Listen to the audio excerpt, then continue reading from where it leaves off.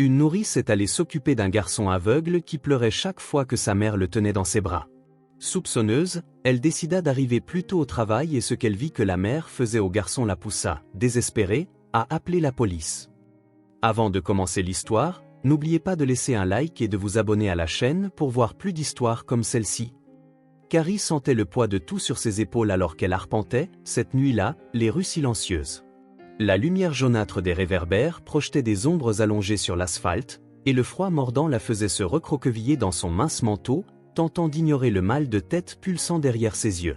Elle ne savait pas si c'était la faim, la fatigue ou le stress des derniers jours, mais il semblait que le monde lui fermait ses portes. Ses parents étaient partis trop tôt, la laissant seule pour gérer une maison pleine de factures et une vie sans garantie. Comme si cela ne suffisait pas, son petit ami l'avait quitté il y a quelques semaines sans donner beaucoup d'explications, se contentant de dire qu'il devait suivre un autre chemin. Et maintenant, sans emploi, sans perspective, tout ressemblait à un immense gouffre sans fond. Elle se sentait sans direction, comme une ombre errant dans la ville sans but. J'ai besoin de répit, même momentanément, avant de devenir complètement folle. Peut-être que le médicament m'aidera un peu, ou peut-être me rappellera-t-il simplement que je ne peux même pas me le permettre sans calculer si j'aurai de l'argent pour l'essence demain, pensa-t-elle en accélérant le pas vers la pharmacie de Philippe. En entrant dans le petit établissement, la forte odeur de médicaments mêlée au léger arôme de café rassis l'enveloppa, lui apportant un étrange réconfort. Philippe se tenait derrière le comptoir, organisant des boîtes avec la précision de quelqu'un qui le faisait depuis des années. Mais lorsqu'il la vit, il abandonna tout pour lui sourire. Il faisait toujours cela, abandonnant tout pour lui accorder son attention. « Carly, tu es enfin là, comme en témoigne ton visage. Je n'ai pas besoin que tu me dises que tu meurs d'un mal de tête et que le monde s'effondre, n'est-ce pas ?» plaisanta-t-il, bien qu'au fond, il sache que c'était vrai. Carly força un sourire, mais son expression fatiguée la trahissait. « Si je dis que je vais bien, je mentirais de façon si flagrante qu'un miroir se briserait devant moi. Je suis en vrac, Philippe. Je crois que j'ai établi le record du pire mois de ma vie, si tant est que ce soit possible. J'ai perdu mon emploi, je suis submergé par les factures, et je commence à penser que je suis né pour échouer. Je voulais juste une pause, mais il semble que la vie insiste pour me maintenir sous l'eau. » Philippe soupira, attrapant une boîte d'analgésiques et la posant devant elle sans même demander. Il savait déjà ce dont elle avait besoin, mais son regard disait qu'il comprenait que cela ne résoudrait pas le vrai problème. « Tu as besoin de plus que de simples médicaments, Carly. Tu as besoin d'un nouveau départ. Te lamenter sur tout ce qui a mal tourné ne t'emmènera nulle part, et je sais que tu en as assez d'entendre ça, mais c'est vrai, tu es plus forte que tu ne le penses, tu l'as toujours été. Et tu sais quoi? Je crois avoir trouvé un moyen de t'aider. Tu me fais confiance? » Carly haussa un sourcil en croisant les bras. « Philippe, je te fais plus confiance qu'à moi-même, mais si cela implique de vendre mon âme ou quelque chose du genre, je préfère garder mon mal de tête. » Il laissa échapper un rire bas, sortant un morceau de papier plié de la poche de son manteau de laboratoire et le lui tendit. Carly le prit avec hésitation, le dépliant de mains légèrement tremblantes, comme si elle savait que ce petit bout de papier pouvait changer quelque chose.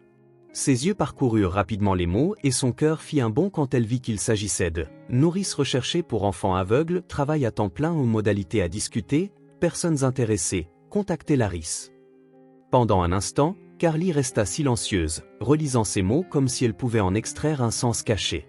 Ça ressemble à un vrai travail, Philippe, mais s'occuper d'un enfant aveugle. Je n'ai jamais fait quelque chose de semblable. Et si je ne suis pas à la hauteur? Et si je gâche tout? Je peine à prendre soin de moi-même. Philippe posa ses coudes sur le comptoir et se pencha un peu plus près d'elle, avec un regard ferme et encourageant. Tu sais quoi? Je pense que tu t'accroches à tous les « et si » négatifs possibles parce que tu as peur d'essayer. Et si tu étais incroyable dans ce travail? Et si c'était ta chance de tout changer? Tu n'as pas besoin d'expérience, il te faut du cœur, et tu en as à revendre. De plus, regarde ta situation, Carly. Peux-tu vraiment te permettre de rester indécise, ou vas-tu attendre qu'un miracle tombe du ciel? Carly ferma les yeux un instant, essayant d'ignorer le nœud serré dans son estomac. Il avait raison, comme toujours. Tu es insupportable quand tu as raison. Tu sais, mais merci vraiment de ne jamais abandonner, même quand j'abandonne moi-même. Philippe sourit, attrapant un stylo et griffonnant quelques mots sur le papier avant de le lui rendre. Tiens, voici le numéro de la dame.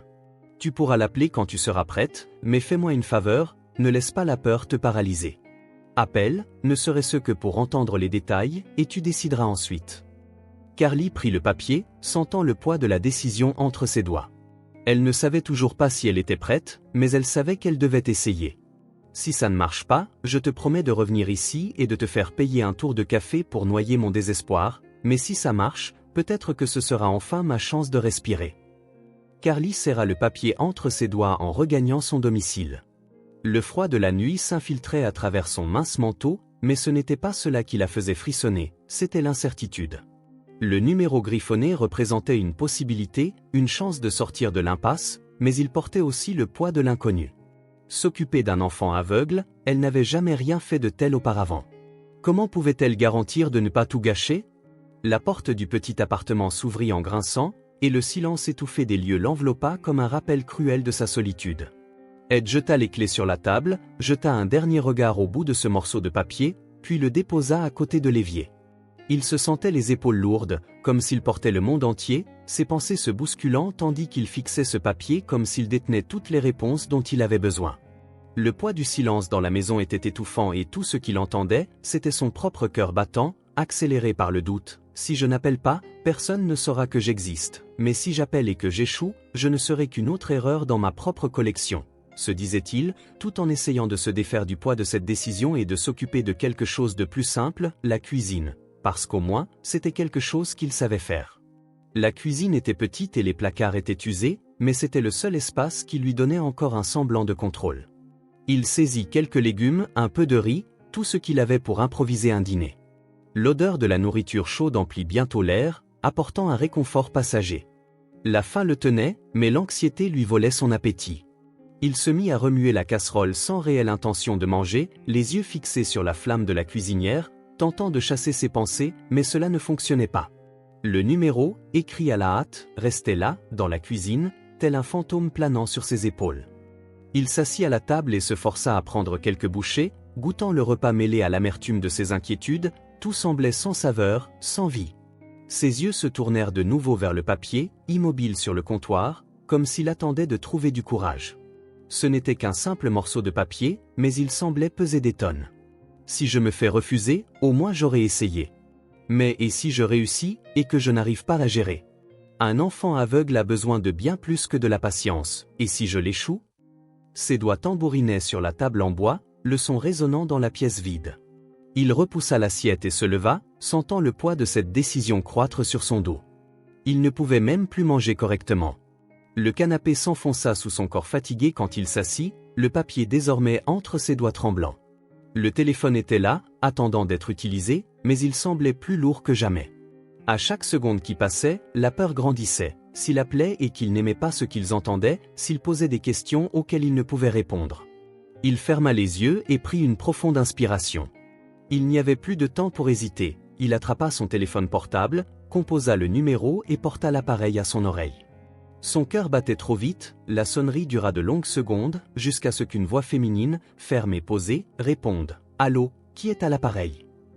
Carly serra le téléphone plus fort, comme si cela pouvait l'aider à affermir sa voix. « Bonsoir, je m'appelle Carly. J'appelle au sujet de l'annonce pour une nourrice pour l'enfant.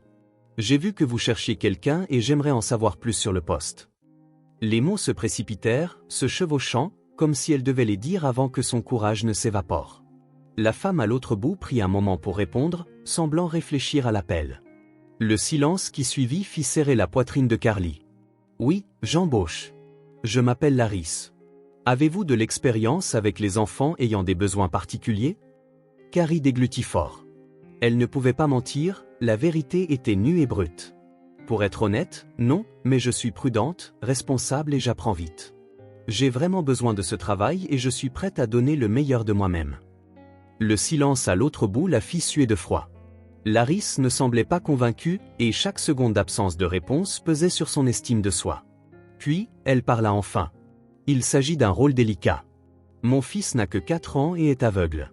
Il a besoin de quelqu'un d'attentionné et capable de réagir à toute situation, et cela exige bien plus que de la bonne volonté. Carly savait qu'elle devait la convaincre. Je comprends la responsabilité, et je sais que ce n'est pas une chose simple, mais j'apprends vite et j'ai un ami pharmacien qui peut m'aider à mieux comprendre les soins médicaux si nécessaire. Je ne vous ferai pas perdre votre temps si je ne pensais pas être capable. La respiration de Laris devint plus audible au téléphone, comme si elle réfléchissait, et selon silence la fit suer de froid. Elle avait l'impression d'être sur le point d'être rejetée sans même avoir eu la chance d'essayer. Laris soupira avant de répondre d'une voix neutre, ne révélant rien de plus, l'entretien aura lieu demain après-midi. Il y a des exigences spécifiques dont nous discuterons en personne. Si vous n'êtes pas en mesure de les satisfaire, nous ne pourrons pas continuer. Le cœur de Carly fit un bond, l'entretien était fixé, ce qui signifiait qu'au moins Laris ne l'avait pas écarté immédiatement. Je serai là, merci pour cette opportunité. La réponse vint rapidement, avec une certaine anxiété, tentant de masquer la nervosité qu'elle ressentait. Laris ne perdit pas de temps avec des formules de politesse, à demain. La ligne se coupa avant que Carly ne puisse dire quoi que ce soit de plus. Le téléphone était toujours dans sa main lorsqu'elle remarqua que ses paumes étaient moites, que tout son corps était tendu, et ce n'est qu'en laissant tomber l'appareil sur le canapé qu'elle se rendit compte qu'elle retenait son souffle. Un soulagement mêlé à un frisson dans son estomac s'installa. Le premier pas avait été franchi, mais venait maintenant la pire partie. Le poids, la peur de l'inconnu qui la rongeait toujours, et l'idée d'un entretien, surtout pour un travail aussi délicat, la rendait agitée. Elle se leva, éteignit les lumières et se dirigea vers sa chambre. Le poids de cet appel pulsait encore en elle, et le sommeil ne viendrait pas facilement ce soir. Elle savait que tout ce qu'elle pouvait faire était de s'allonger, fixer le plafond et essayer de se convaincre qu'au moins, elle avait essayé. Il n'y avait plus de retour en arrière, demain, tout pourrait changer à jamais. Le soleil avait déjà envahi les interstices du rideau lorsque Carly ouvrit les yeux, sentant la lourde respiration d'une nuit mal dormie. Le plafond blanc au-dessus de sa tête semblait indifférent à son agitation, et la fatigue pesait toujours sur son corps. Le téléphone portable reposait à côté de l'oreiller, tel un rappel du pas qu'elle avait franchi la veille. Son premier réflexe fut de vérifier l'heure, mais son esprit était plus rapide que ses doigts. Il n'y avait plus de temps pour les doutes ou les insécurités. Avec un profond soupir, elle reprit son téléphone, sans hésiter, appela Philippe. Sa voix, joyeuse comme toujours, répondit presque immédiatement. « Enfin, tu appelles ? Et, ne me dis pas que tu as mal dormi juste parce que tu as fixé un entretien. » Carly força un sourire, tentant encore de dissiper le brouillard du sommeil. « J'ai très mal dormi, Philippe. Tu sais, quand on a l'impression d'avoir un poids sur la poitrine et que, chaque fois qu'on ferme les yeux, on ne voit qu'un désastre prêt à se produire. C'est exactement ce que je ressens. Je sais que j'ai besoin de ce travail, mais si je ne suis pas suffisante ? Si cet enfant a besoin de quelque chose que je ne sais pas lui donner ? » Philippe soupira de l'autre côté du fil, et elle pouvait déjà imaginer son expression patiente. « Tu dois arrêter de penser au pire avant même d'essayer. Viens déjeuner avec moi, c'est pour ma compte. Je veux célébrer ton courage, même avant l'entretien. Tu vas y arriver, il te suffit d'y croire. » Carly hésita un instant, mais finit par céder. Déjeuner avec Philippe pourrait bien être ce dont elle avait besoin pour garder les pieds sur terre avant d'affronter cet entretien. Le temps passa trop vite et bientôt, elle se retrouva devant le restaurant, enveloppée par l'odeur alléchante de la nourriture dans l'air. Philippe l'attendait déjà à une table près de la fenêtre, agitant la main comme pour signifier qu'il était là rien que pour elle. Elle s'assit en face de lui, avant qu'elle ne puisse dire un mot, il avait déjà appelé le serveur et commandé quelque chose pour eux deux. « Inutile de te plaindre, j'ai déjà commandé ce que tu aimes. Il te faut quelque chose de bon dans l'estomac avant de te torturer avec cet entretien, » dit-il.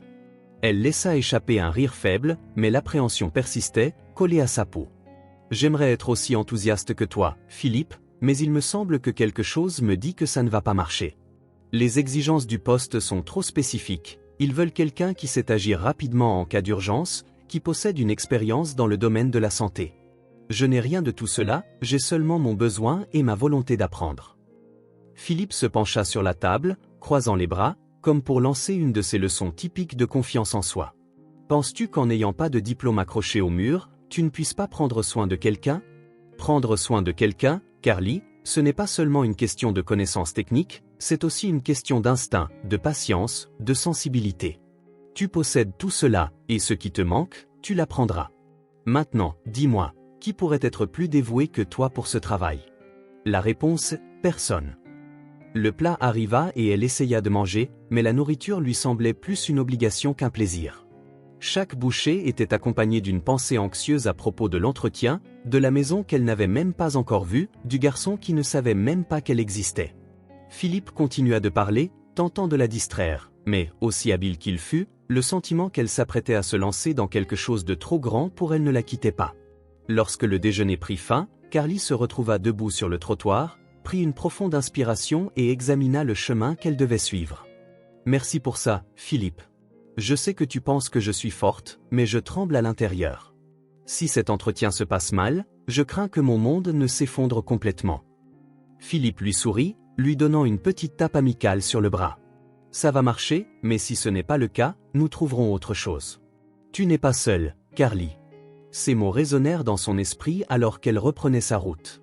Le manoir n'était pas loin, à chaque pas, elle s'approchait d'un monde complètement différent du sien. Les rues bordées d'arbres, les façades impassibles des maisons, le silence ordonné du quartier.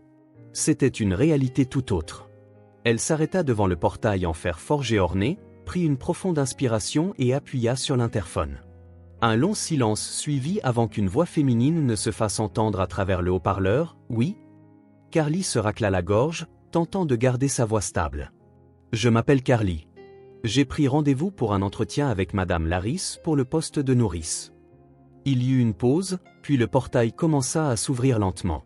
Son cœur battait la chamade en franchissant l'entrée, ses yeux captant chaque détail autour d'elle. Le jardin était immaculé, les plantes disposées avec perfection, et la maison devant elle semblait sortie d'un magazine. La porte d'entrée s'ouvrit et Laris apparut dans l'embrasure, vêtue impeccablement, ses cheveux châtains clairs tirés en un chignon soigneusement aligné. Son expression était sérieuse, mais pas impolie, simplement calculée. « Entrez, s'il vous plaît. » Carly monta les marches et suivit Laris à l'intérieur. L'air était différent, plus frais, comme si tout devait toujours être à sa place. Alors qu'elle déambulait dans le couloir, le bruit de pas résonnait au-dessus d'elle. Lorsqu'elle levèrent les yeux, une jeune femme se tenait en haut de l'escalier, observant Carly avec un mélange de dédain et d'indifférence. Anne, la fille de Laris, scruta Carly de haut en bas, puis, sans un mot, se détourna et disparut dans le couloir. Carly ressentit un frisson parcourir sa colonne vertébrale, mais ne dit rien. Quant à Laris, elle continua de marcher comme si c'était la chose la plus normale au monde. « Allons au bureau, nous pourrons mieux discuter là-bas. » Carly hocha simplement la tête, essayant d'ignorer la sensation d'être entrée dans un territoire auquel elle n'était peut-être pas prête. Laris poussa la porte du bureau et entra en premier, laissant Carly hésiter un instant avant de la suivre. La pièce était impeccablement organisée, avec des meubles sombres conférant à l'endroit une allure austère. Les grandes fenêtres laissaient entrer la lumière, illuminant les détails sophistiqués du bois poli et les étagères chargées de livres qui, bien qu'inertes depuis longtemps, semblaient exactement à leur place. Au centre, une table robuste séparait deux fauteuils en cuir, l'un occupé par Laris, l'autre clairement réservé à quiconque oserait pénétrer ce monde. Carly déglutit avant de s'asseoir. Le regard de Laris, aussi tranchant qu'une lame invisible, scrutait chaque détail, chaque geste minime. La solennité de cette pièce faisait paraître Carly encore plus petite, comme si la moindre erreur était une sentence définitive. « Alors, Carly, parle-moi un peu de toi. Qu'est-ce qui t'a motivé à postuler pour ce poste ?» demanda Laris en croisant les doigts sur la table, son expression impénétrable. Carly se réajusta dans la chaise, sentant la rigidité de la posture de l'autre femme peser de manière inconfortable sur elle. Elle savait que toute réponse serait mesurée, pesée et analysée. « Je cherche un nouveau départ. J'ai de l'expérience avec les enfants, mais je n'ai jamais pris soin d'un enfant aveugle auparavant. Cependant, j'apprends vite, je suis très patiente et dévouée. Je sais que ce n'est pas une responsabilité minime, et c'est pourquoi ce poste m'intéresse. Je veux bien faire et lui apporter les soins dont il a besoin, répondit-elle, tentant d'adopter un ton confiant, bien que sa voix vacillât légèrement. Laris inclina simplement la tête, ses yeux fixés sur chaque mot, comme si elle attendait quelque chose de plus. « Et quelles sont vos qualifications ?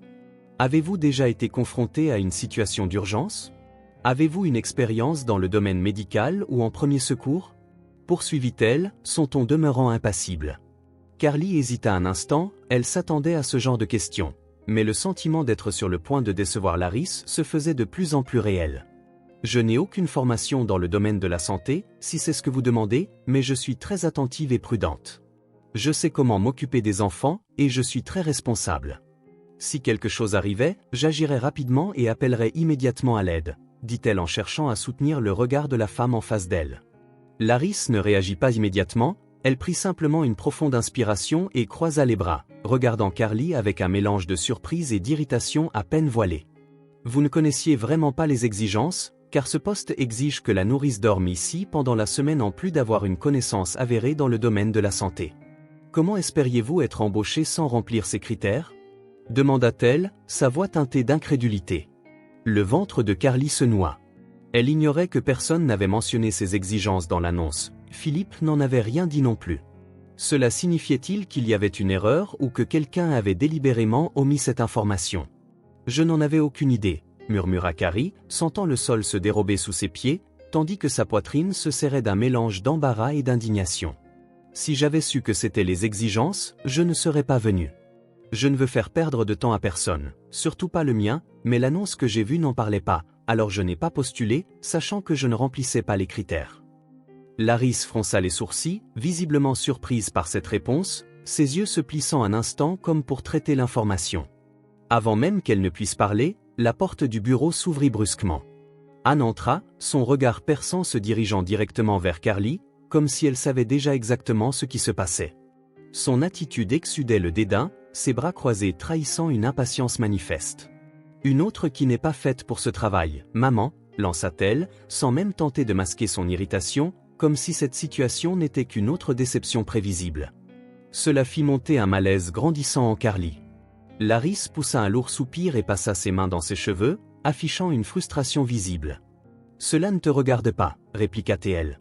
Mais sa fille ne voulut pas reculer. « Bien sûr que ça me regarde. J'ai déjà vu ce scénario. Vous interviewez quelqu'un, la personne ne remplit pas les critères, et elle repart l'air vaincue, pendant que j'attends toujours quelqu'un qui sait vraiment ce qu'il fait, rétorqua-t-elle, ses yeux se tournant vers Carly, débordant de mépris. L'humiliation brûlait sur le visage de Carly. Ce n'était pas seulement le fait de ne pas avoir été embauchée, c'était la manière dont on la traitait, comme s'il était évident qu'elle n'aurait jamais dû essayer, comme si c'était une erreur d'être entrée dans cette maison. Elle serra les poings, sentant la frustration bouillonner en elle, tout en sachant qu'il ne servirait à rien de répliquer. Laris, manifestement mal à l'aise de la présence de sa fille, se frotta le front et secoua la tête. « Carly, je pense qu'il vaudrait mieux en rester là, » dit-elle d'un ton définitif. Carly hocha simplement la tête, se levant précipitamment, désireuse de sortir de là au plus vite. « Merci pour votre temps, » répondit-elle d'une voix maîtrisée, bien qu'elle ait eu envie de demander pourquoi, puisqu'elle n'avait pas été correctement informée des exigences avant de se rendre ici. Elle traversa la maison à grands pas, sentant toujours les regards d'Anne braqués sur son dos. Dès qu'elle franchit le portail, elle sortit son téléphone et appela Philippe, son cœur battant encore rapidement. Dès que celui-ci répondit, sa voix, toujours légère et enjouée, demanda « Comment ça s'est passé ?» Mais dès qu'il entendit les sanglots étouffés de Carly à l'autre bout du fil, son ton changea complètement. « Qu'est-ce qui s'est passé ?» demanda-t-il, sérieusement.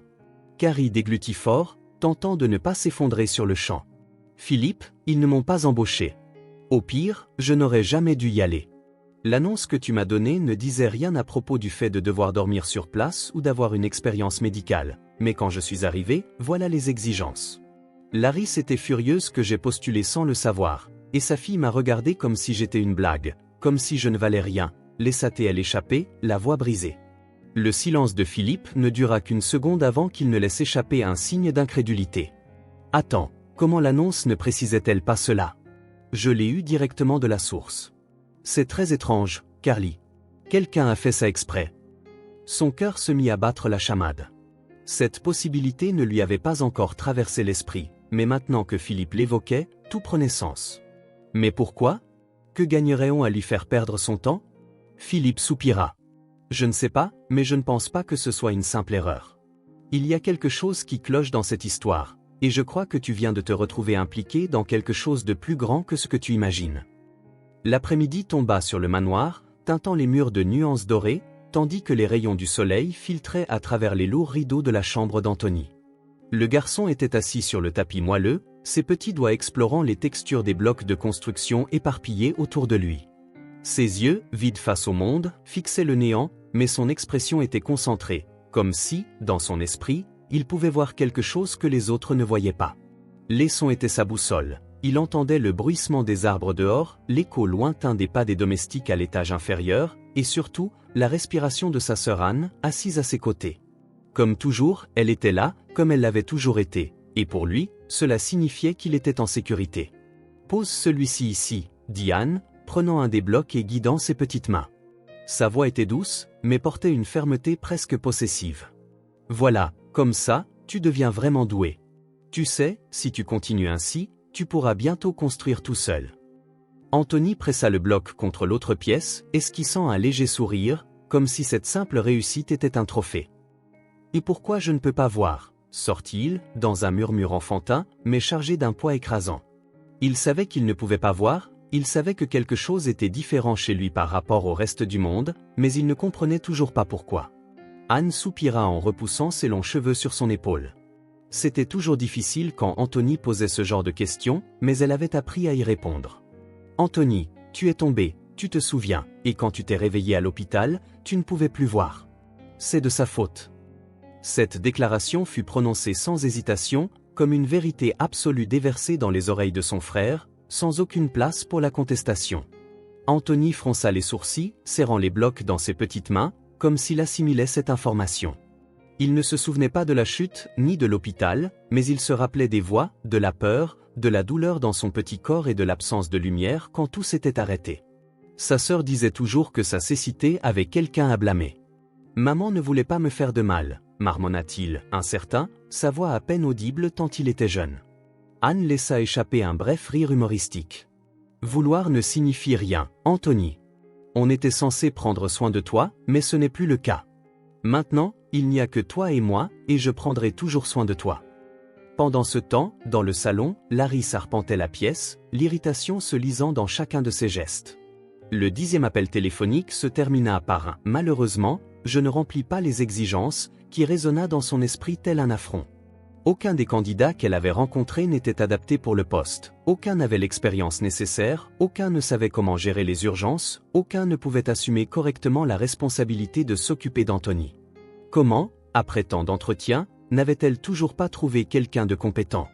Ses yeux se posèrent alors sur sa fille, qui descendait calmement les escaliers, comme si rien n'était anormal. « Anne, j'ai besoin de voir l'annonce que tu as publiée maintenant. » Anne haussa les sourcils tout en gardant son air indifférent. « Pourquoi? Quel rapport avec ça ?» Larry croisa les bras, le regard perçant. « Parce que, parmi tous les candidats, aucun n'était au courant des exigences les plus importantes. Cela signifie qu'il y a un problème, et je veux voir exactement comment tu as rédigé cette annonce. » Anne hésita un instant avant de sortir son téléphone de sa poche et d'ouvrir l'annonce d'un tapotement impatient. Elle tendit l'appareil à sa mère, qui le prit d'un geste rigide. Larry parcourut le texte du regard, en arrivant à la fin, son expression se transforma, sa poitrine se souleva puis s'affaissa encore plus, et ses yeux se plissèrent comme des lames. « Où sont les exigences spéciales ?» Sa voix s'éleva doucement, chargée d'une fureur contenue.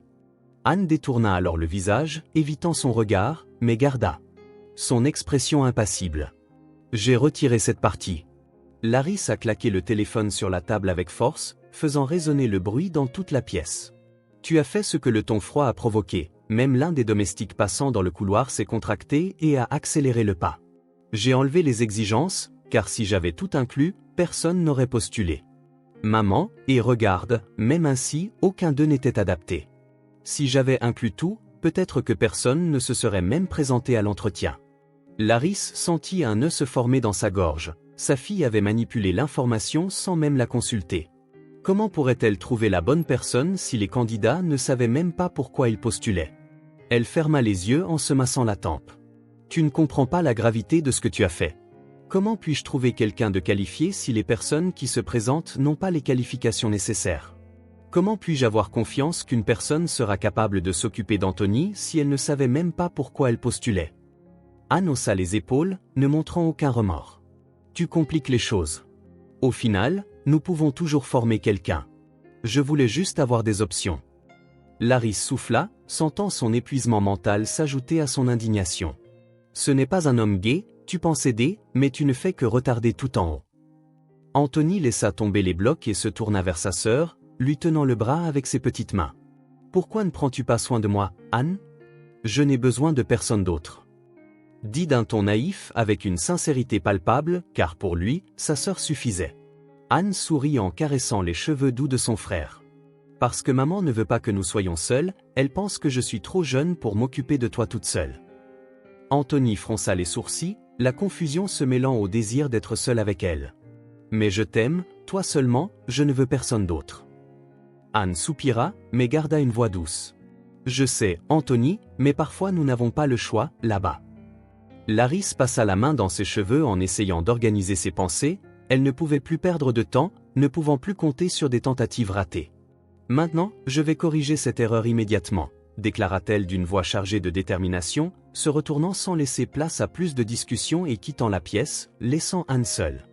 La fille croisa les bras en regardant vers l'étage supérieur où Anthony l'attendait, elle ne dit rien, mais un petit sourire apparut sur ses lèvres. Quelque chose dans la façon dont sa mère était désespérée de faire entrer quelqu'un de nouveau dans la maison la dérangeait, mais pour l'instant, elle ne pouvait qu'attendre. Laris prendrait une décision, mais il restait à voir si ce serait la bonne. Carrie se réveilla en sursaut, le son insistant de son téléphone portable résonnant dans le silence du petit matin. Son cœur battait la chamade, même avant qu'elle ne comprenne ce qui se passait. Elle fouilla dans la table de chevet, attrapant l'appareil à l'aveuglette avec des doigts tremblants. Les numéros inconnus sur l'écran firent se serrer sa poitrine. Qui pouvait bien appeler à une heure pareille? Elle prit une profonde inspiration et répondit, sa voix encore traînante de sommeil, « Allô ?» La voix ferme et objective d'elle se fit entendre, avec un ton qui ne laissait aucune place à l'hésitation. « Carrie, je suis désolé pour l'heure, j'ai besoin que tu commences dès demain, dès maintenant si possible. J'ai compris l'erreur faite dans l'annonce de la vacance et je sais que c'était une erreur de ma part de ne pas avoir tout clarifié à l'avance, mais la vérité, c'est que je n'ai pas le temps de poursuivre cette recherche. J'ai besoin de quelqu'un d'urgence et je crois que tu peux apprendre ce que le poste exige. » Le poids de ces mots fit redresser Carly dans son lit, chassant les derniers vestiges du sommeil. Il était encore difficile de croire le tournant des événements. La veille, elle avait été écartée comme quelqu'un d'incapable pour le poste, et maintenant, elle était la seule option disponible. Elle ressentait un mélange de méfiance et de soulagement, car, quelle qu'en soit la raison, cela représentait une opportunité qu'elle ne pouvait pas laisser passer. Je ne m'attendais pas à cet appel. Pour être honnête, je pensais que tu avais déjà décidé que je n'étais pas la bonne personne pour ce poste. Laris soupira, et Carly l'imagina se masser les tempes, comme elle l'avait fait lors de l'entretien. Oui, j'ai agi précipitamment, mais il n'y a plus de temps pour les regrets. J'ai besoin de quelqu'un de prêt à apprendre. Si tu es toujours intéressé, nous pouvons faire en sorte que cela fonctionne. L'hésitation de Carly ne dura qu'une seconde, elle ne pouvait pas se permettre de refuser. Oui, bien sûr, j'accepte. Je tiens juste à préciser que je n'ai pas d'expérience dans le domaine de la santé, mais ma meilleure amie est pharmacienne, elle peut m'apprendre ce que je dois savoir pour mieux m'occuper de ton fils. Laris fit une pause avant de répondre, comme si elle analysait la proposition. C'est bien, l'important, c'est que tu sois prête à apprendre. L'accord de dormir sur place reste, alors apporte ce qu'il te faut. Je t'attendrai tôt demain. L'appel se termina sans plus de cérémonie, et Carly resta un moment à tenir le téléphone, assimilant tout cela. Le poids de cette décision ne s'était pas encore complètement imposé sur elle. Elle prit une profonde inspiration, sentant la nervosité s'emparer de sa poitrine. C'est réel, demain ma vie pourrait changer complètement, murmura-t-elle avant de se lever et de commencer à préparer ses affaires. Le lendemain matin, Carrie se retrouva à nouveau devant l'imposant manoir, son cœur battant contre ses côtes comme un tambour agité. Elle n'était plus simplement une candidate, elle était la nouvelle employée de cette maison. Elle frappa à la grille et attendit pendant que la sonnette retentissait à l'intérieur de la résidence. La porte s'ouvrit, révélant Laris, vêtue de la même élégance impeccable. Son visage arborant une expression neutre, « Entrez, je vais te présenter aux enfants. » Carly entra, sentant le subtil parfum de lavande mêlé à celui du vernis du bois coûteux. Chaque pas résonnant sur le marbre froid, lui rappelant que cet environnement appartenait à un monde bien différent du sien. Lorsqu'ils atteignirent le salon, Anthony était assis sur un tapis moelleux. Ses doigts explorant l'un des jouets en bois adaptés. Anne était à ses côtés, observant tout avec une posture protectrice. Comme si elle était un rempart entre le garçon et toute nouveauté qui s'approchait. Laris fit un léger hochement de tête pour attirer l'attention de ses enfants. « Anthony, voici Carly, elle sera ta nounou à partir d'aujourd'hui. » Le petit garçon fronça brièvement les sourcils avant de s'illuminer d'un sourire. Exhibant ses dents de lait. Même sans voir, il semblait percevoir sa présence d'une manière sensible. Son expression était accueillante, contrairement à la rigidité de sa sœur. « Bienvenue, je m'appelle Anthony, dit-il d'une voix enfantine et maladroite, mais sincère. Carly sourit, ressentant une chaleur inattendue dans sa poitrine. Son innocence contrastait brutalement avec la froideur de la maison. « Enchanté de te rencontrer, Anthony. Je suis sûr que nous allons très bien nous entendre. » Mais avant qu'elle ne puisse s'approcher, Laris se pencha pour toucher son fils, comme si elle voulait mieux le présenter. Dès que sa main effleura son petit bras, Anthony se recula, s'éloignant d'elle dans un mouvement presque instinctif. Le sourire disparut de son visage et il se cramponna au jouet qu'il tenait dans ses mains. La scène fut brève, mais chargée d'un malaise que Carly ne pouvait ignorer. Qui avait-il derrière ce repli? Pourquoi avait-il réagi ainsi? Pensait-elle, alors que Laris se redressait rapidement, dissimulant la tension sur son visage. Allons au bureau pour discuter des détails de ton paiement. Carly, Anthony, vous pouvez continuer à jouer, dit la mère, la voix légèrement tremblante. Carly hocha la tête et suivit Laris hors de la pièce. Mais pas avant d'avoir remarqué l'expression irritée d'Anne. Dès que la mère et la nouvelle nounou furent partis, la jeune femme s'approcha de son frère et passa ses doigts dans ses cheveux avec tendresse. Mais il y avait quelque chose de possessif dans son geste. Tu vois, Anthony, maintenant nous aurons une étrangère ici. Une complète étrangère qui s'occupera de toi. Maman ne t'a même pas demandé si tu voulais cela, n'est-ce pas? La voix d'Anne était douce, mais chargée de venin. Anthony pressa ses lèvres, confus. Mais elle était gentille, murmura-t-il, sa petite tête essayant de tout assimiler. Anne poussa un soupir exagéré et tint sa petite main. Au début, tout le monde semble gentil. Mais on ne sait jamais ce que ces gens veulent vraiment. Au bureau, Laris ferma la porte et désigna la chaise pour que Carly s'asseye. Elle prit quelques papiers et les déposa sur la table. Voici les clauses du contrat. Tu recevras un salaire équitable et tous tes frais seront pris en charge pendant ton service dans la maison. Je veux que tu te consacres à Anthony. Il a besoin de quelqu'un qui soit 100% concentré sur lui. Carly regarda les papiers, ressentant un poids inattendu sur elle. Elle s'engageait officiellement dans cette responsabilité. Je ferai de mon mieux, Laris.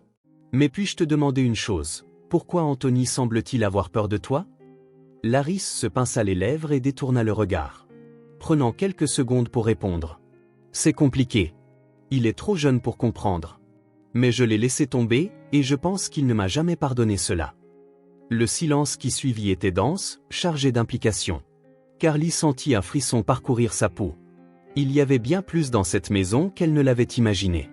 Elle prit le stylo et signa le contrat, consciente qu'à partir de ce moment, elle était impliquée dans quelque chose de bien plus grand qu'un simple emploi. C'est donc décidé, je suis la babysité d'Anthony. Laris hocha la tête, soulagée. Mais quelque chose en Carly lui disait que rien ne serait aussi simple. Le contrat était signé. Carly ressentait encore le poids du stylo dans sa main. En quittant le bureau avec Laris, les pensées tourbillonnant dans son esprit. Sa vie avait officiellement changé, bien qu'elle ait accepté ce poste. Une agitation l'accompagnait toujours alors qu'elle traversait le couloir du manoir en direction du salon. Elle vit Anthony toujours assis sur le tapis, touchant les jouets en bois du bout des doigts, explorant chaque détail des pièces comme s'il déchiffrait un secret invisible aux yeux des autres. Il ne semblait pas mal à l'aise. Mais il y avait quelque chose dans la manière dont ses mains hésitaient avant d'assembler les pièces, révélant une sorte d'incertitude. Elle n'était plus à ses côtés, ce qui faisait paraître l'environnement moins oppressant, presque plus accueillant. Carly s'arrêta devant lui, s'agenouillant pour que ses mots n'aient pas à parcourir une grande distance pour lui parvenir. « Anthony, et si nous allions un peu dehors? Le jardin ici a l'air vraiment agréable et le soleil brille. Nous pouvons jouer dehors si tu veux. » Anthony leva légèrement la tête, ses yeux vides clignant lentement, sa petite main serrant l'un des blocs comme s'il avait besoin de ressentir quelque chose de familier pour ne pas se perdre dans le vide. Il mit un moment à répondre, peut-être parce qu'il réfléchissait. Peut-être parce que les mots restaient un défi pour sa langue d'enfant. « Le jardin a du gazon », répondit-il simplement. Mais avec une inquiétude sincère, il ne voyait pas où il mettait les pieds. Et chaque nouvel environnement était un territoire inconnu. Carly sourit doucement, lui touchant la main avec précaution pour qu'il puisse ressentir sa présence sans avoir peur. « Oui, il a un sol doux, sûr et herbeux. Je peux tenir ta main et te guider. Nous irons lentement. Et si tu n'aimes pas, nous reviendrons, d'accord ?»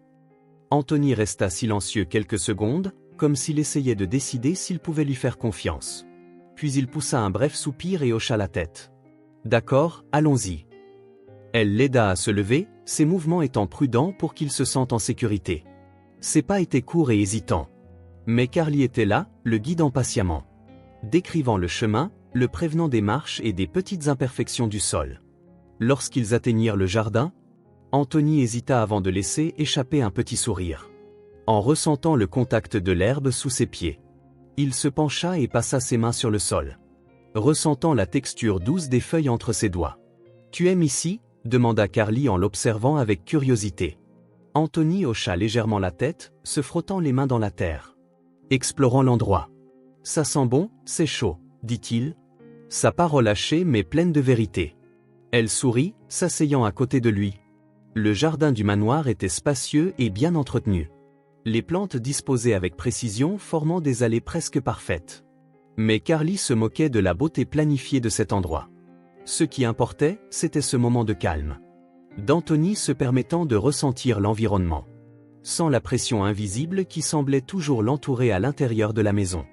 Elle prit l'un des jouets adaptés qu'elle avait apportés et le plaça dans ses mains, l'aidant à identifier les formes par le toucher. Il appuya sur les boutons tactiles, souriant en entendant les petits sons que faisait le jouet. « Celui-ci est bien », murmura-t-il, satisfait. Carly regarda Anthony jouer un moment, avant de pousser un long soupir. Elle savait qu'il ne comprendrait pas entièrement ce qu'elle disait. Mais d'une certaine manière, cela facilitait l'expression de ses sentiments. « Tu sais, Anthony, je suis vraiment heureuse d'être ici. Ce travail compte beaucoup pour moi. J'étais au chômage, fauchée, et j'avoue que j'étais vraiment inquiète pour l'avenir. Mais maintenant j'ai l'impression de pouvoir repartir à zéro. » Anthony continua de toucher le jouet, mais inclina légèrement la tête, l'écoutant. « Je n'ai plus mes parents, » continua-t-elle d'une voix plus basse. « Ils sont morts il y a quelque temps. Et parfois, même quand je suis entouré de gens, je me sens un peu seul. » Anthony cessa de jouer un instant. Il fronça légèrement les sourcils, absorbant ses paroles avec toute la compréhension limitée de son jeune âge. « Mon père est mort aussi, » murmura-t-il d'une voix basse, comme s'il racontait un secret. Carly ressentit une oppression dans la poitrine. Le garçon était si jeune et connaissait déjà l'absence. « Je suis désolée, Anthony, » dit-elle doucement, lui caressant la main avec tendresse. Il ne se retira pas, il resta simplement là, absorbant la conversation. Parfois, de mauvaises choses arrivent à de bonnes personnes, qu'elles soient riches ou pauvres. Mais tu sais quoi? Même si nous ne pouvons pas changer le passé, nous pouvons trouver de nouvelles personnes pour nous accompagner. Anthony se mordit la lèvre inférieure, pensif. « Un ami ?» demanda-t-il, ses doigts jouant distraitement avec l'ourlet de ses vêtements. Carly sourit et serra légèrement sa main. « Oui, si tu veux, je peux être ton ami. » Anthony resta silencieux pendant un moment. Mais ensuite, son visage s'illumina d'un sourire sincère. Pendant ce temps, à l'étage supérieur du manoir, Anne observait tout depuis le balcon de sa chambre, les bras croisés et le visage portant une expression difficile à définir. Ce n'était pas seulement de l'irritation, c'était du malaise, de la jalousie. Comme si voir Anthony interagir avec quelqu'un d'autre était une intrusion dans l'espace qu'elle avait toujours considéré comme le sien. Elle s'éloigna du balcon et ferma les rideaux d'un geste brusque. Elle n'aimait pas la présence d'un étranger. Elle n'aimait pas l'idée de perdre le contrôle sur Anthony. Le temps passa, et Anthony, de plus en plus à l'aise, commença à se détendre. Carly l'aida à traverser le jardin, lui décrivant les fleurs, le laissant toucher les feuilles et les troncs d'arbres, le guidant toujours avec soin, s'assurant qu'il savait qu'elle était là. « As-tu des amis, Anthony ?» demanda-t-elle d'un ton décontracté, alors que le garçon tripotait une petite pierre qu'il avait trouvée par terre. Il fronça les sourcils, essayant de comprendre la question. « Des amis ?» hocha-t-il la tête, bien qu'elle sache qu'il ne pouvait pas l'avoir. « Oui, d'autres enfants qui jouent avec toi. » Anthony secoua lentement la tête. « Juste Anne ?» La réponse forma un nœud dans l'estomac de Carly. C'était un enfant isolé, parce qu'il était aveugle? N'avait-il jamais eu l'occasion de rencontrer d'autres enfants? Ou bien Anne l'avait-elle tenu à l'écart des autres? Elle soupira, sachant qu'elle ne pouvait pas encore répondre à ces questions.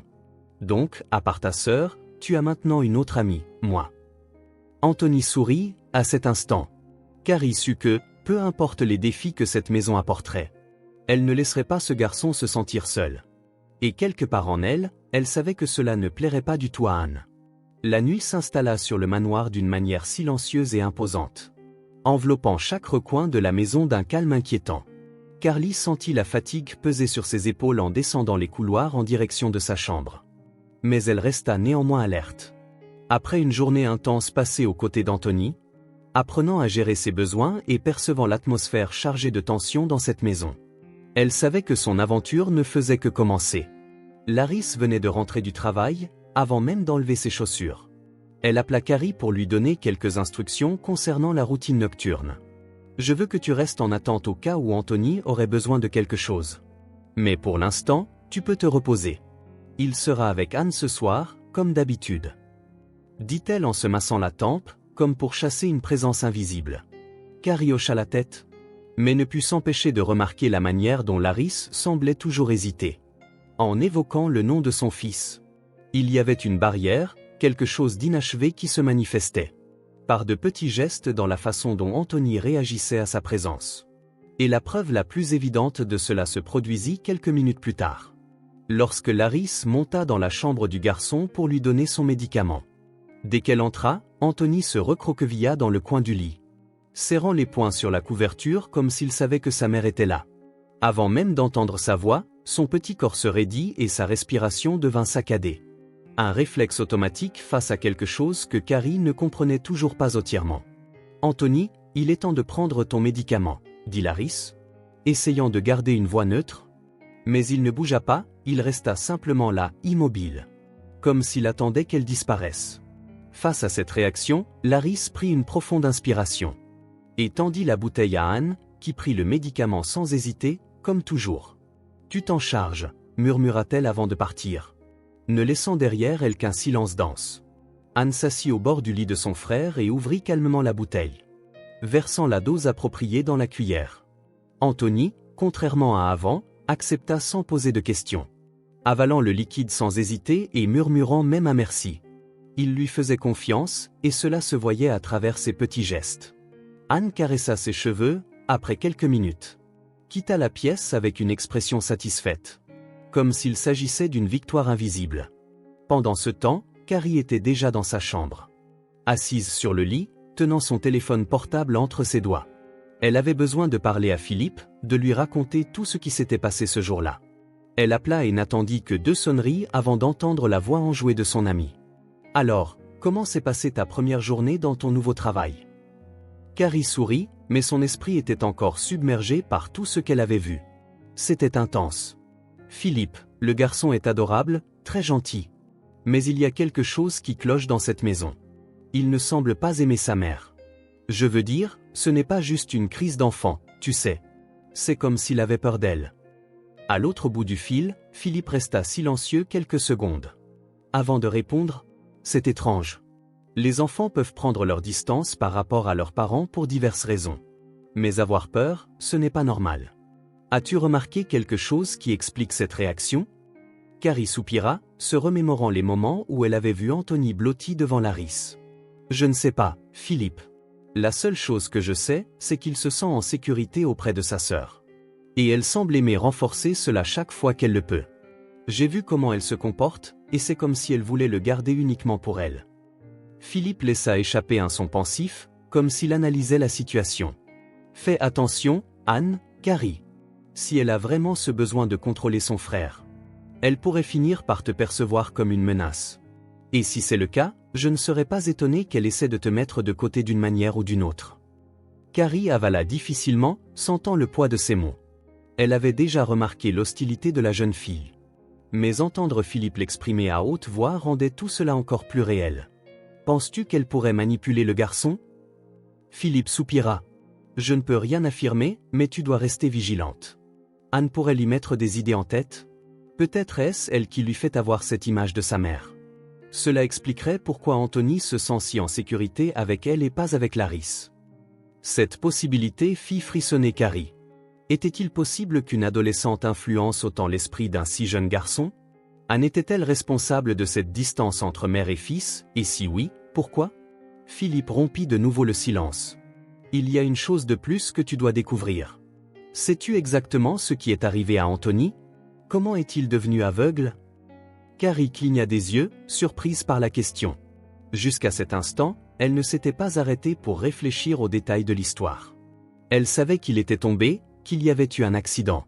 Mais quelque chose ne collait pas. Maintenant que tu le dis, je ne sais pas. Ils ont dit qu'il était tombé et qu'après cela, il avait perdu la vue. Mais est-ce que cela a du sens? Philippe, une chute peut-elle vraiment causer la cécité? Philippe émit un son d'incertitude. Ça dépend s'il a subi un traumatisme très intense lors de sa chute. Oui, cela peut provoquer des lésions neurologiques affectant la vision. Mais c'est rare et compliqué. Cela n'arrive pas très souvent. Je pense que tu devrais essayer d'en savoir plus. Qui était avec lui au moment de l'accident? Comment exactement cela s'est-il produit? Il y a quelque chose dans cette histoire qui ne me paraît pas normal. Carrie sentit une boule se former dans sa gorge à chaque mot de Philippe. Elle avait le sentiment qu'il y avait bien plus dans cette maison qu'il n'y paraissait. Anthony n'était qu'un enfant. Mais il était déjà pris au piège entre des relations étranges. Entre des affections compliquées, entre des vérités tues, et maintenant, en plus de la distance de sa mère. Outre l'influence d'Anne, subsistait un nouveau doute. Que s'est-il réellement passé le jour où Anthony est devenu aveugle? Elle se mordit la lèvre inférieure, ressentant un poids différent dans sa poitrine. Je vais le découvrir, Philippe. Avant de dire quoi que ce soit, j'ai besoin de comprendre cela correctement. Mais je te promets qu'aussitôt que j'aurai quelque chose de concret, je te le ferai savoir. À l'autre bout du fil, Philippe soupira. Fais juste attention, Carly. Tu viens d'entrer dans cette maison et il se passe déjà trop de choses autour de toi. Elle serra le téléphone contre elle, fixant le plafond sombre de la pièce. Quelque chose n'allait pas dans cette maison, quelque chose de très grave. Et elle était déterminée à découvrir ce que c'était. Le lendemain matin, Laris était dans le salon. Ses yeux fixés sur un point de la table en vers devant elle. Tandis que la vapeur de la tasse de café s'élevait paresseusement. Ses pensées étaient lointaines, lourdes, prisonnières de quelque chose. Qu'elle n'avait peut-être jamais vraiment pu oublier. Carrie entra dans la pièce lentement, hésitant un instant. Avant de s'asseoir sur le canapé en face. Il y avait quelque chose dans la posture de elle. Dans ses épaules légèrement voûtées et ses paupières lourdes. Qui la faisait paraître vulnérable pour la première fois. Carrie ne voyait pas la femme rigide et impassible. Qui l'avait interviewée, mais plutôt une mère fatiguée. Quelqu'un qui portait un poids invisible sur le dos. Prenant une profonde inspiration, elle décida que c'était le bon moment. Pour demander à Laris. Je voulais mieux comprendre ce qui est arrivé à Anthony. Je sais qu'il est tombé, mais comment cela s'est-il exactement produit? La question plana dans l'air, et Laris prit un moment pour réagir. Son regard se tourna vers Carrie avec une lueur hésitante. Comme si raconter cette histoire allait rouvrir une vieille blessure. Qui ne s'était jamais complètement refermée. Elle prit une profonde inspiration et déposa délicatement la tasse sur la table. Comme si un mouvement brusque pouvait faire s'effondrer cet instant. C'était il y a presque un an, commença-t-elle d'une voix plus basse que d'habitude. Anthony et Anne jouaient dans le jardin. C'était l'un de ces beaux jours ensoleillés, et je pensais que rien de mal ne pouvait arriver. J'étais à l'intérieur de la maison pour m'occuper de quelques affaires. Quand soudain, j'ai entendu un cri si désespéré qu'il a glacé mon sang. Laris ferma les yeux, comme si elle pouvait encore entendre ce son résonner dans son esprit. Carrie ne dit rien, lui permettant de continuer à son propre rythme. Je suis sorti en courant et je l'ai vu étendu sur le sol. Il y avait du sang, tellement de sang. Il était inconscient. Mon cœur battait la chamade. Pendant un instant, je ne savais pas quoi faire. Je voulais le soulever, le secouer, crier pour qu'il se réveille.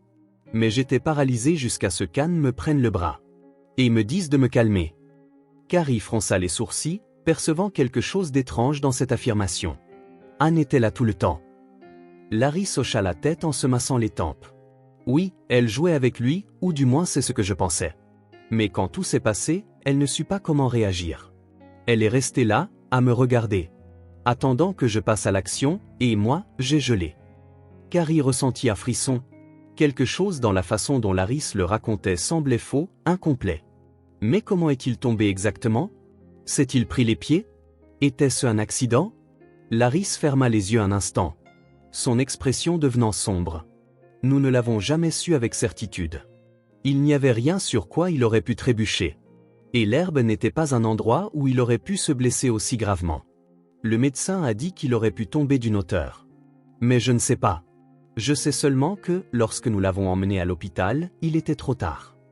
La douleur dans la voix de elle était palpable, presque étouffante. Quand il s'est réveillé, il ne pouvait plus voir. Et à ce moment-là, j'ai su qu'il me tenait rigueur. Depuis, Anthony ne me laisse plus le toucher. Il se recule comme si j'étais un danger. Et peut-être que je le suis. Elle éclata d'un rire brisé et amer. Parce qu'en fin de compte, c'était ma responsabilité. J'aurais dû mieux prendre soin de lui. Carrie avala difficilement, ressentant une empathie débordante. Laris peut sembler froide et sévère à l'extérieur. Mais en elle, c'était une mère dévastée par le poids de la culpabilité. Carrie hésita un moment avant de se pencher et de prendre doucement sa main. Laris, tu n'as pas échoué en tant que mère. Tu n'en es pas la cause. C'était un accident, et quoi qu'il soit arrivé ce jour-là, Anthony a besoin de toi autant que tu as besoin de lui. Laris laissa échapper un soupir tremblant et détourna le regard. Des émotions bouillonnant juste sous la surface. Mais il ne veut rien avoir à faire avec moi, Carrie. Il s'est éloigné, il s'est attaché à sa sœur. Et m'a exclu de sa vie. Comment puis-je réparer quelque chose qu'il ne veut même pas réparer? Carrie serra un peu plus fort sa main, essayant de transmettre un réconfort que peut-être les mots ne pouvaient exprimer. Anthony, il est petit, Laris, trop petit pour comprendre la situation dans son ensemble. Mais si tu abandonnes, alors il n'aura jamais la chance de voir qui tu es vraiment. L'amour d'une mère ne peut être effacé par un accident. Peu importe à quel point il a été tragique. Laris ferma les yeux, pour la première fois, une larme silencieuse coula sur sa joue. Elle ne sanglotait pas, ne s'était pas effondrée. Mais ce petit geste suffisait à Carrie pour comprendre l'ampleur de sa douleur. Après quelques secondes, Laris prit une profonde inspiration. Et s'essuya rapidement le visage, tentant de retrouver son calme. Il prend encore des médicaments pour se remettre. Peut-être pas physiquement, mais émotionnellement. Je ne sais pas s'il me pardonnera un jour. Carrie serra ses mains entre les siennes, les pressant doucement. Il te pardonnera, mais tu dois essayer. Je suis là pour t'aider. Laris la regarda pendant un long moment, puis hocha lentement la tête. Merci, Carly. Je ne m'étais pas rendu compte jusqu'à présent à quel point j'avais besoin d'entendre cela. À cet instant, quelque chose changea. Le poids invisible entre elles sembla se dissiper un peu. Comme si un lien s'était formé. Carrie sentit que, quoi qu'il arrive, elle devait aider cette famille à se reconstruire. Mais en même temps, un doute subsistait dans son esprit. Si Anthony est vraiment tombé, d'où est-il tombé exactement? Et pourquoi Anne, qui était là tout le temps? N'a-t-elle jamais expliqué exactement comment cela s'est produit?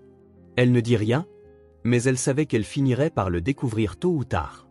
Carrie quitta le bureau de Laris, le cœur lourd, essayant d'organiser ses propres pensées en traversant le long couloir du manoir. Les paroles de sa patronne résonnaient encore dans son esprit. Et maintenant tout semblait avoir un peu plus de sens. Anthony ne rejetait pas sa mère simplement par caprice d'enfant. Il croyait vraiment qu'elle était responsable de sa cécité. Mais comment un si petit garçon pouvait-il porter un tel ressentiment? Sans même se souvenir du moment exact de l'accident? Cela ne semblait pas naturel. Quelque chose était enraciné dans son esprit. Quelque chose qui l'empêchait de voir Laris autrement que comme une menace. Carrie savait qu'Anne jouait un rôle clé dans tout cela. La jeune fille, d'une manière ou d'une autre, alimentait cette peur, renforçait la distance entre mère et fils, et Carly devait comprendre pourquoi.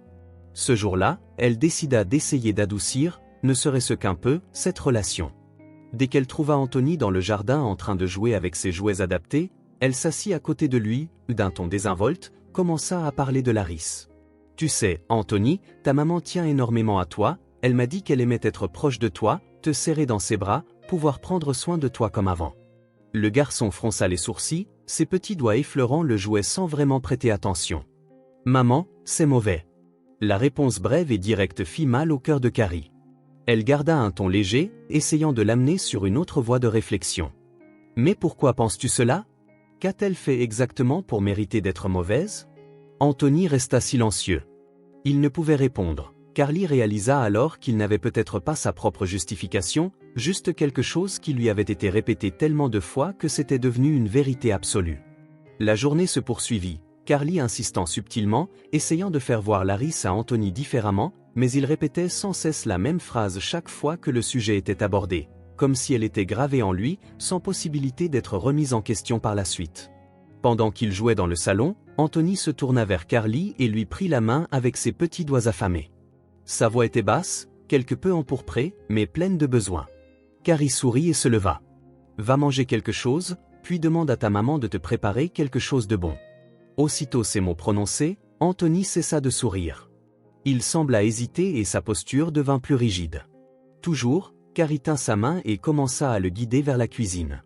Avant qu'il n'y parvienne, Laris apparut dans le couloir. Elle sourit à la vue de son fils, mais c'était un sourire chargé de prudence, comme si elle marchait sur un champ de mine. « Mon chéri, tu as faim ? Je peux t'emmener prudemment à la cuisine. » Laris se pencha et passa ses bras autour de son fils, prête à le prendre dans ses bras. Mais dès que ses doigts touchèrent la taille du garçon, il réagit instantanément et de façon désespérée. Anthony se mit à pleurer et à se débattre, serrant les poings comme s'il était sur le point de tomber d'une grande hauteur. « Non, ne me prends pas dans tes bras, je ne veux pas tomber. » La désespérance dans sa voix était déchirante, et Laris le lâcha immédiatement, reculant comme si elle venait d'être frappée. Son visage pâlit et ses yeux brillèrent d'une douleur profonde. Carrie tenta d'intervenir, mais Laris leva légèrement la main, demandant le silence. La femme prit une profonde inspiration, ferma les yeux un instant, puis retrouva son calme. « Ça va, ma chérie, il se fait tard. Tu dois être fatiguée.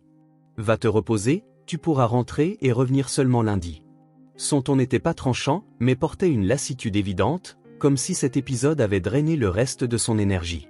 Carrie hésita, sentant qu'elle devait dire quelque chose, mais Laris esquissa simplement un demi-sourire triste. « S'il te plaît, pars. Merci pour tout aujourd'hui. » Carrie ramassa ses affaires et dit au revoir à Anthony, qui reniflait doucement. Dès qu'elle franchit la porte, elle entendit des pas rapides résonner dans le couloir. Anne apparut, pressée, et, sans dire un mot, sa mère ramassa Anthony dans ses bras avec une extrême facilité, le tenant fermement contre sa poitrine. « Chut, ça va, Anthony, je suis là, tu n'as pas à avoir peur, maman est partie. » Sa voix était douce, apaisante, mais il y avait quelque chose de troublant dans sa façon de prononcer ces mots, comme si elle voulait renforcer l'idée que Laris était en réalité une menace. Carlie resta immobile un moment, écoutant tandis qu'Anne emmenait son frère dans sa chambre. Une fois à l'intérieur, Anne s'assit au bord du lit et attira Anthony contre elle, passant ses doigts dans ses cheveux doux. « Il faut faire attention, Anthony. Je sais que tu as eu peur aujourd'hui. Je sais que ta maman t'a fait sentir effrayé, mais tu dois te souvenir de ce que je t'ai toujours dit, ne lui fais pas confiance. » Anthony ferma les yeux, l'air confus et fatigué, mais Carrie dit « Maman m'aime. » Anne força un sourire, inclinant la tête vers lui. « Bien sûr qu'elle t'aime, mais cela ne veut pas dire que tu peux oublier ce qui s'est passé, n'est-ce pas? Tu ne veux pas être blessé à nouveau. » Anthony hésita, puis acquiesça lentement. Anne sourit, satisfaite, et ramassa la fiole de médicaments que Laris lui avait laissée plus tôt. Elle en ouvrit le bouchon d'un geste automatique, versa le liquide sur la cuillère et la porta aux lèvres de son frère. Il la prit sans broncher, lui faisant confiance comme il l'avait toujours fait. Lorsqu'Anthony commença à se détendre, Anne ramassa la fiole et se leva pour la ranger, mais à mi-chemin, le verre lui échappa des mains et tomba par terre, roulant sous le lit. Anne fronça les sourcils, mais ne s'en aperçut pas. Elle éteignit simplement les lumières et se coucha à côté de son frère, sans se douter qu'elle venait de commettre une erreur. La fiole resta là, oubliée, attendant d'être retrouvée, et lorsqu'elle le serait, elle apporterait plus de questions que de réponses. Carlie revint au manoir le lundi matin, tentant de chasser le poids du week-end turbulent passé à ruminer chaque détail de la dernière interaction entre Anthony et Laris. Il y avait quelque chose dans la peur irrationnelle du garçon qui ne semblait pas naturel, quelque chose qui allait au-delà de la culpabilité non résolue d'une mère ou de la manipulation d'une sœur. En passant par les grilles de la maison, elle prit une profonde inspiration, se préparant mentalement pour une nouvelle journée dans cette routine faite de silence chargé et de regards détournés. En montant à la chambre d'Anthony, elle remarqua que le sol était impeccablement rangé, comme si Anne avait fait un effort pour effacer toute trace de la nuit précédente. Mais un détail échappa à la perfection artificielle qu'elle tentait de maintenir, une petite fiole en verre avait roulé sous le lit. Carlie se pencha lentement, ses doigts glissant sur le sol jusqu'à toucher l'objet. En le ramenant à la lumière, elle examina la fiole, scrutant l'étiquette effacée et la coloration du liquide qui restait à l'intérieur. Le nom du médicament lui était inconnu, mais un sentiment d'inquiétude grandissait en elle. Elle connaissait la routine d'administration des médicaments d'Anthony, et cette fiole n'aurait pas dû être là, oubliée. Quelqu'un l'avait laissée, quelqu'un qui n'avait pas réalisé qu'il laissait derrière lui un élément important. Carlie serra la fiole entre ses doigts, sentant son cœur s'emballer. Elle ne pouvait l'ignorer. Elle avait besoin de savoir exactement ce qui était administré au garçon. Assis sur le lit, Anthony, tenant un de ses jouets, tourna légèrement la tête dans sa direction, sentant sa présence. « Tout va bien, Anthony, c'était juste pour ramasser quelque chose qui était tombé, » répondit-elle. Il sembla accepter cette réponse sans poser de questions et retourna à son jeu, mais Carrie avait déjà une destination précise pour cette fiole, elle devait parler à Philippe. Jetant un dernier regard à Anthony, elle glissa la fiole dans sa poche et quitta la chambre, dissimulant la tension qui lui serrait la poitrine. Pendant toute la matinée, elle se comporta normalement, s'acquittant de ses tâches et évitant de susciter le moindre soupçon, mais à midi, elle profita de l'occasion pour sortir sous le prétexte d'aller au marché. Laris ne questionna même pas, hochant simplement la tête tout en passant en revue quelques documents dans le salon. Carrie quitta le manoir d'un pas assuré, mais dès qu'elle fut suffisamment loin, elle sortit son téléphone et appela Philippe. « J'ai besoin de te parler tout de suite, retrouve-moi à la pharmacie dans 10 minutes. » Sa voix était urgente, et Philippe le sentit immédiatement. « Qu'est-ce qui se passe ? Tu vas bien, Carrie ?» Elle jeta un coup d'œil autour d'elle pour s'assurer qu'on ne la suivait pas. « Attends-moi, j'expliquerai tout quand j'arriverai. » 10 minutes plus tard, Carrie poussa la porte de la pharmacie, le cœur lourd, sentant que la fiole dans sa poche était bien plus qu'un simple médicament oublié. Dès son entrée, elle trouva Philippe derrière le comptoir, les bras croisés et un air inquiet, comme s'il savait déjà qu'une affaire très grave l'avait conduite ici. L'ambiance environnante sentait l'alcool et les médicaments, mais pour Carrie, tout semblait étouffé, comme si elle était prisonnière de sa propre agitation. Philippe ne perdit pas de temps à la saluer. Son regard était direct, analysant son expression avant même qu'elle ne prononce un mot. « Alors, raconte-moi ce qui se passe », dit-il en se penchant légèrement sur le comptoir, attendant une réponse avec la patience attentive de quelqu'un qui savait déjà que ce n'était pas rien. Sans un mot, Carrie prit la fiole dans sa poche et la déposa d'un geste ferme sur le comptoir, la faisant glisser vers lui. Le verre tourna légèrement avant de s'immobiliser, et Philippe le ramassa immédiatement, fronçant les sourcils en lisant l'étiquette, ses yeux attentifs parcourant chaque détail de l'emballage usé. « C'est un médicament contrôlé, » dit-il en faisant tourner la fiole entre ses doigts, les sourcils se fronçant encore davantage. « Mais je ne reconnais pas cette formulation, » ajouta-t-il, sa voix se faisant plus épaisse, signe évident que quelque chose dans cette fiole le troublait. Il releva les yeux vers Carrie, attendant une explication. « Qui administre cela ?» La question fit parcourir un frisson le long de l'échine de Carrie, sachant que cette réponse changerait tout. Elle déglutit et croisa les bras, essayant de contenir l'inquiétude qui montait en elle. « Anthony » répondit-elle. Le nom du garçon remplit le silence de la pharmacie tel un conflit silencieux. Philippe cessa de faire tourner la fiole et resta immobile un instant, comme s'il traitait l'information avec plus de prudence qu'il ne l'aurait souhaité. « Tu es sûr ?» Son regard croisa le sien, et Carrie hocha lentement la tête, sentant un nœud se former dans son estomac. « Je l'ai trouvé dans sa chambre. » La fiole gisait sur le sol, comme si elle avait été laissée tomber et oubliée. Anthony prend des médicaments tous les jours, mais je n'avais jamais vu celui-ci auparavant. Et son comportement, la façon dont il réagit envers sa mère, la dépendance qu'il a envers sa sœur. Tout cela me met mal à l'aise. Philippe prit une profonde inspiration, comme s'il pesait chacune de ses paroles avant de décider comment répondre. Il retourna la fiole dans ses mains une fois de plus, analysant chaque détail de l'emballage d'un regard clinique. « Il faut l'analyser », dit-il d'une voix plus grave. Cela pourrait être quelque chose de complètement normal, un médicament sur ordonnance conforme aux standards médicaux, ou bien non. Il tapa du doigt sur le comptoir, pensif, comme s'il calculait le temps nécessaire pour obtenir un résultat fiable.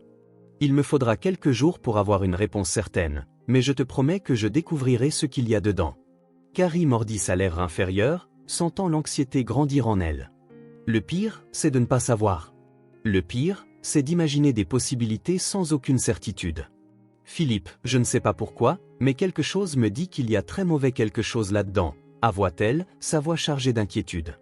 Les yeux de Philippe analysèrent son expression, réalisant que cela allait bien au-delà d'un simple pressentiment. « S'il y a quelque chose qui cloche, nous le découvrirons, » dit-il fermement pour l'assurer. « Tu n'es pas seul dans cette affaire. » Carrie passa la main sur son visage, tentant de contenir l'agitation qui faisait tourbillonner ses pensées. « En attendant, il faut que je continue à agir normalement, » répondit-elle, sentant le poids de cette mission sur ses épaules. « Je ne dois éveiller le moindre soupçon. Si je montre quoi que ce soit, Anne le remarquera, Laris le remarquera, et je ne peux pas leur laisser deviner que je suis méfiante. » Philippe hocha la tête, les bras croisés, son regard perçant. « Reste vigilante.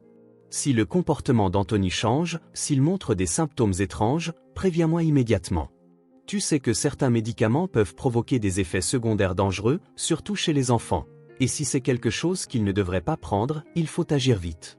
Elle prit une profonde inspiration, assimilant le poids de la conversation et ce que cela signifiait pour les jours à venir. Philippe, et si je me trompe? Et si je fais simplement preuve de paranoïa? Son regard se perdit un instant, comme si elle envisageait la possibilité de réagir de manière excessive, de voir le danger là où il n'y en avait pas. Philippe lui prit les mains et les serra légèrement, ramenant son attention vers lui. Alors, assure-toi qu'il va bien, mais si tu as raison, Anthony a besoin de toi pour le protéger. Carrie sentit une tension dans sa poitrine. Que ferait-elle si elle avait raison? Comment protégerait-elle un garçon qui ne faisait confiance qu'à sa sœur? Comment affronterait-elle Anne s'il s'avérait qu'elle faisait partie du problème? Ces questions resteraient sans réponse pour l'instant. Elle jeta un regard vers la porte de la pharmacie, sachant qu'elle devait retourner au manoir et faire comme si de rien n'était, prétendre que c'était une journée ordinaire, alors que son esprit bouillonnait de questions, et que cette fiole n'était pas une alarme criante à laquelle il fallait prêter attention. Mais désormais, elle portait en elle un doute qui ne la laisserait pas en paix tant qu'elle n'aurait pas obtenu de réponse. Il y avait quelque chose qui clochait dans cette maison, et elle était plus déterminée que jamais à découvrir ce que c'était. Dans les jours suivants, Carrie observa la dynamique de la maison se transformer subtilement mais de manière intrigante. Anne, qui auparavant tenait Anthony à l'écart de Laris de manière presque imperceptible, faisait désormais le contraire. Le changement était minutieusement orchestré, comme si chaque mot, chaque geste, chaque petite intervention était pensée pour un dessein plus grand. Carrie ne parvenait pas à comprendre pleinement quel était ce dessein, mais elle savait qu'Anne ne faisait jamais rien sans raison. Ce n'était pas une simple tentative de réconcilier mère et fils par bonté ou maturité soudaine. Non, Anne réécrivait l'histoire sous les yeux innocents d'Anthony, façonnant sa perception de Laris et ajustant son récit à sa convenance. Et le plus effrayant, c'était qu'Anthony, sans le savoir, absorbait tout cela, acceptant les paroles de sa sœur comme des vérités absolues. C'est par un après-midi apparemment ordinaire que Carly remarqua le changement avec encore plus de netteté. Anthony était assis sur le tapis du salon, tenant un de ses jouets tactiles, pendant que Carrie organisait quelques objets autour de lui. Anne s'approcha, sa posture délicate, sa voix basse et douce comme un chuchotement. « Tu sais, Anthony, je pense que maman te manque beaucoup. Elle essaie toujours de se rapprocher, mais je crois que tu l'as fait un peu peur quand tu repousses ses avances. » Le ton était doux, chargé d'affection répétée, comme si ces mots avaient été répétés mentalement d'innombrables fois avant d'être prononcés.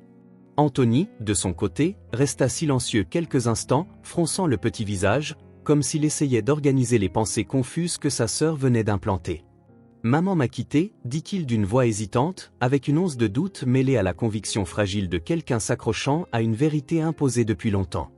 Anne sourit, ce sourire calculé, mesuré dans la juste proportion entre le réconfort et la persuasion. « Je ne veux pas te laisser, Anthony. Tu sais, il arrive des accidents. Et maman a toujours pris soin de nous, voulant toujours ce qu'il y a de mieux pour nous.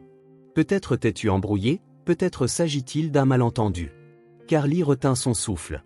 Ce n'était pas seulement ce qu'Anne disait, mais la manière dont elle le disait, comme si elle adoucissait chaque souvenir douloureux d'Anthony, comme si elle nettoyait tout résidu de méfiance qu'elle avait elle-même contribué à semer. Mais pourquoi? Pourquoi changer d'approche maintenant? Avant, elle repoussait Anthony pour l'éloigner de Laris, et maintenant, elle reconstruit cette relation, à sa manière, à son rythme, gardant un contrôle absolu. Dans les jours qui suivirent, Carrie réalisa que cette approche n'était pas isolée. À chaque conversation, chaque interaction, l'idée que Laris n'était pas aussi mauvaise qu'Anthony le pensait était renforcée. Si Anthony évoquait ne pas vouloir être près de sa mère, Anne le rassurait en lui disant qu'il exagérait, que Laris était une bonne mère et qu'il devrait lui donner une chance. Si Laris tentait de se rapprocher, Anne encourageait Anthony à l'accepter, louant la mère, faisant croire qu'elle avait toujours été là, que sa distance n'était jamais de sa faute. Peu à peu, Anthony commença à réagir différemment. Il ne faisait pas entièrement confiance à sa mère, mais il ne montrait plus autant de peur.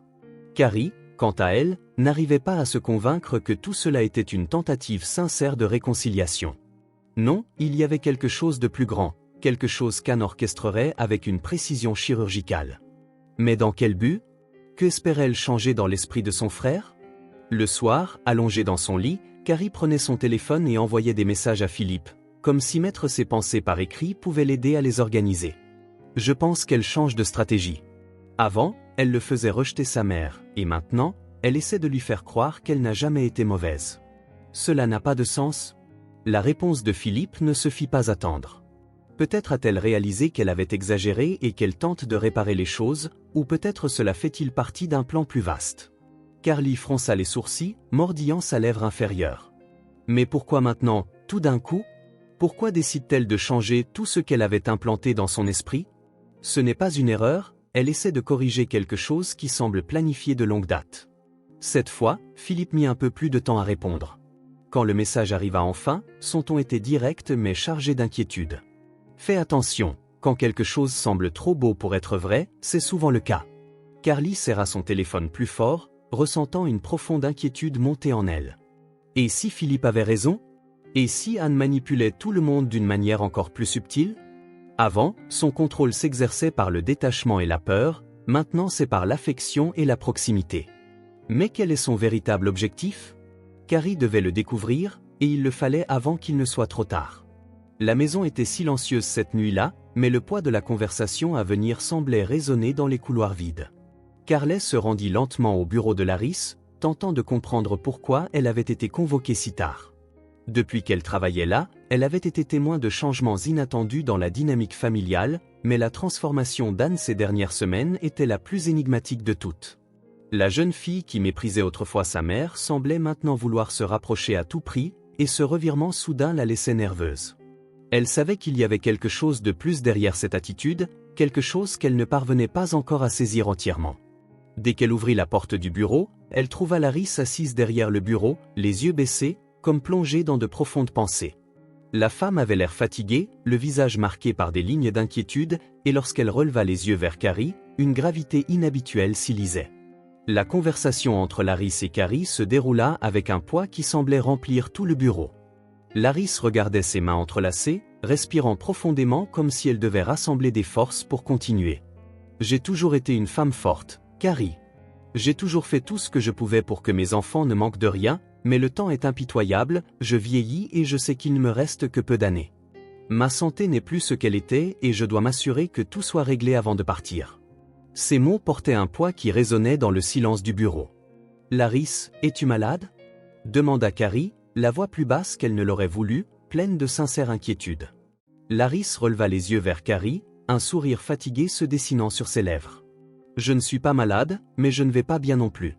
Les responsabilités, le stress, tout cela me ronge petit à petit, et c'est pourquoi j'ai déjà pris une décision. » Elle redressa sa posture, comme si elle voulait montrer de la force malgré la fragilité qu'elle laissait transparaître. « Anne prendra la direction de l'entreprise quand je serai partie.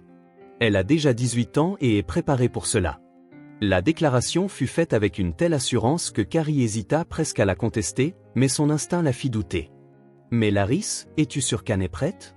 Celle qui a si longtemps rejeté sa mère va-t-elle vraiment assumer tout cela sans problème? » Laris prit une profonde inspiration, croisant les bras comme pour dissimuler une quelconque vulnérabilité. « J'ai parlé avec elle il y a quelques jours, nous avons officialisé cet accord. Elle connaît la responsabilité qu'elle aura et s'est engagée à honorer le nom de la famille. » Le ton de Laris était résolu, mais il y avait quelque chose derrière ces paroles que Carrie ne pouvait ignorer.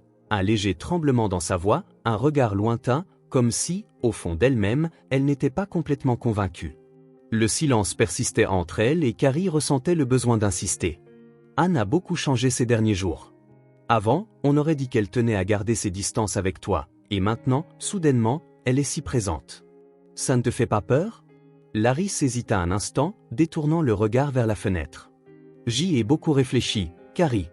Au début, moi aussi j'ai trouvé ça étrange, mais, et si c'était vrai? Et si elle essayait vraiment de se racheter? Je ne peux pas laisser passer cette chance d'avoir ma fille près de moi, et plus que ça, je ne peux pas me permettre de douter d'elle alors que je dois être prête à tout reprendre. » Il y avait du désespoir dans ces mots, un désir sincère de croire qu'Anne était honnête, mais Carly sentait que certaines pièces manquaient encore au puzzle. Carrie soupira, choisissant ses mots avec soin. « Je veux juste que tu sois sûr que cette décision est prise de la bonne manière. Tu lui as confié l'entreprise sans te demander si c'était vraiment ce qu'elle voulait, sans évaluer toutes les possibilités. Ne penses-tu pas que tu devrais y réfléchir un peu plus ?»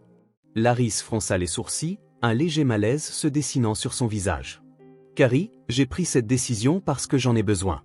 Je n'ai pas le temps d'hésiter. Tu te rends compte du nombre d'hommes d'affaires sans scrupules qui seraient prêts à tout nous prendre s'ils sentaient que la famille était affaiblie? Notre nom de famille doit rester fort, et Anne est ma seule option.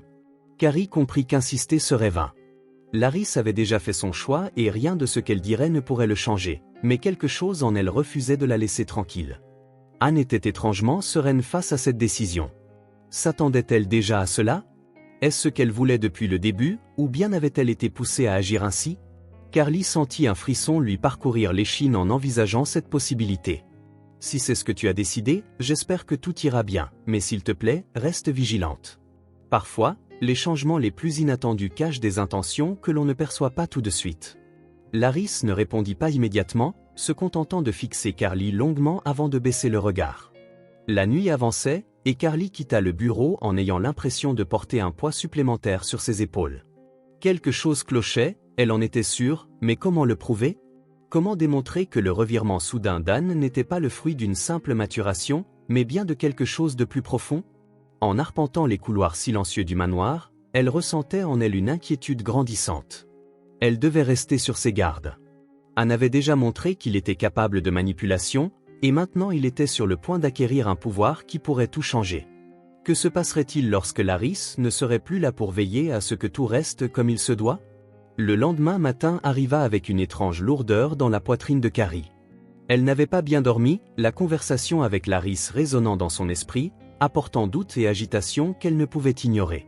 Depuis son arrivée dans cette maison, tout semblait aller trop vite, et maintenant, avec Anne prenant la tête de l'entreprise et agissant de façon de plus en plus calculée, un sentiment d'urgence s'empara de Carrie.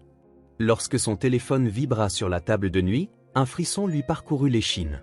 C'était un message de Philippe, court et direct. Le résultat est là. J'ai besoin que tu viennes dès que possible. C'est grave. Carrie sentit ses mains moiter en lisant ces mots.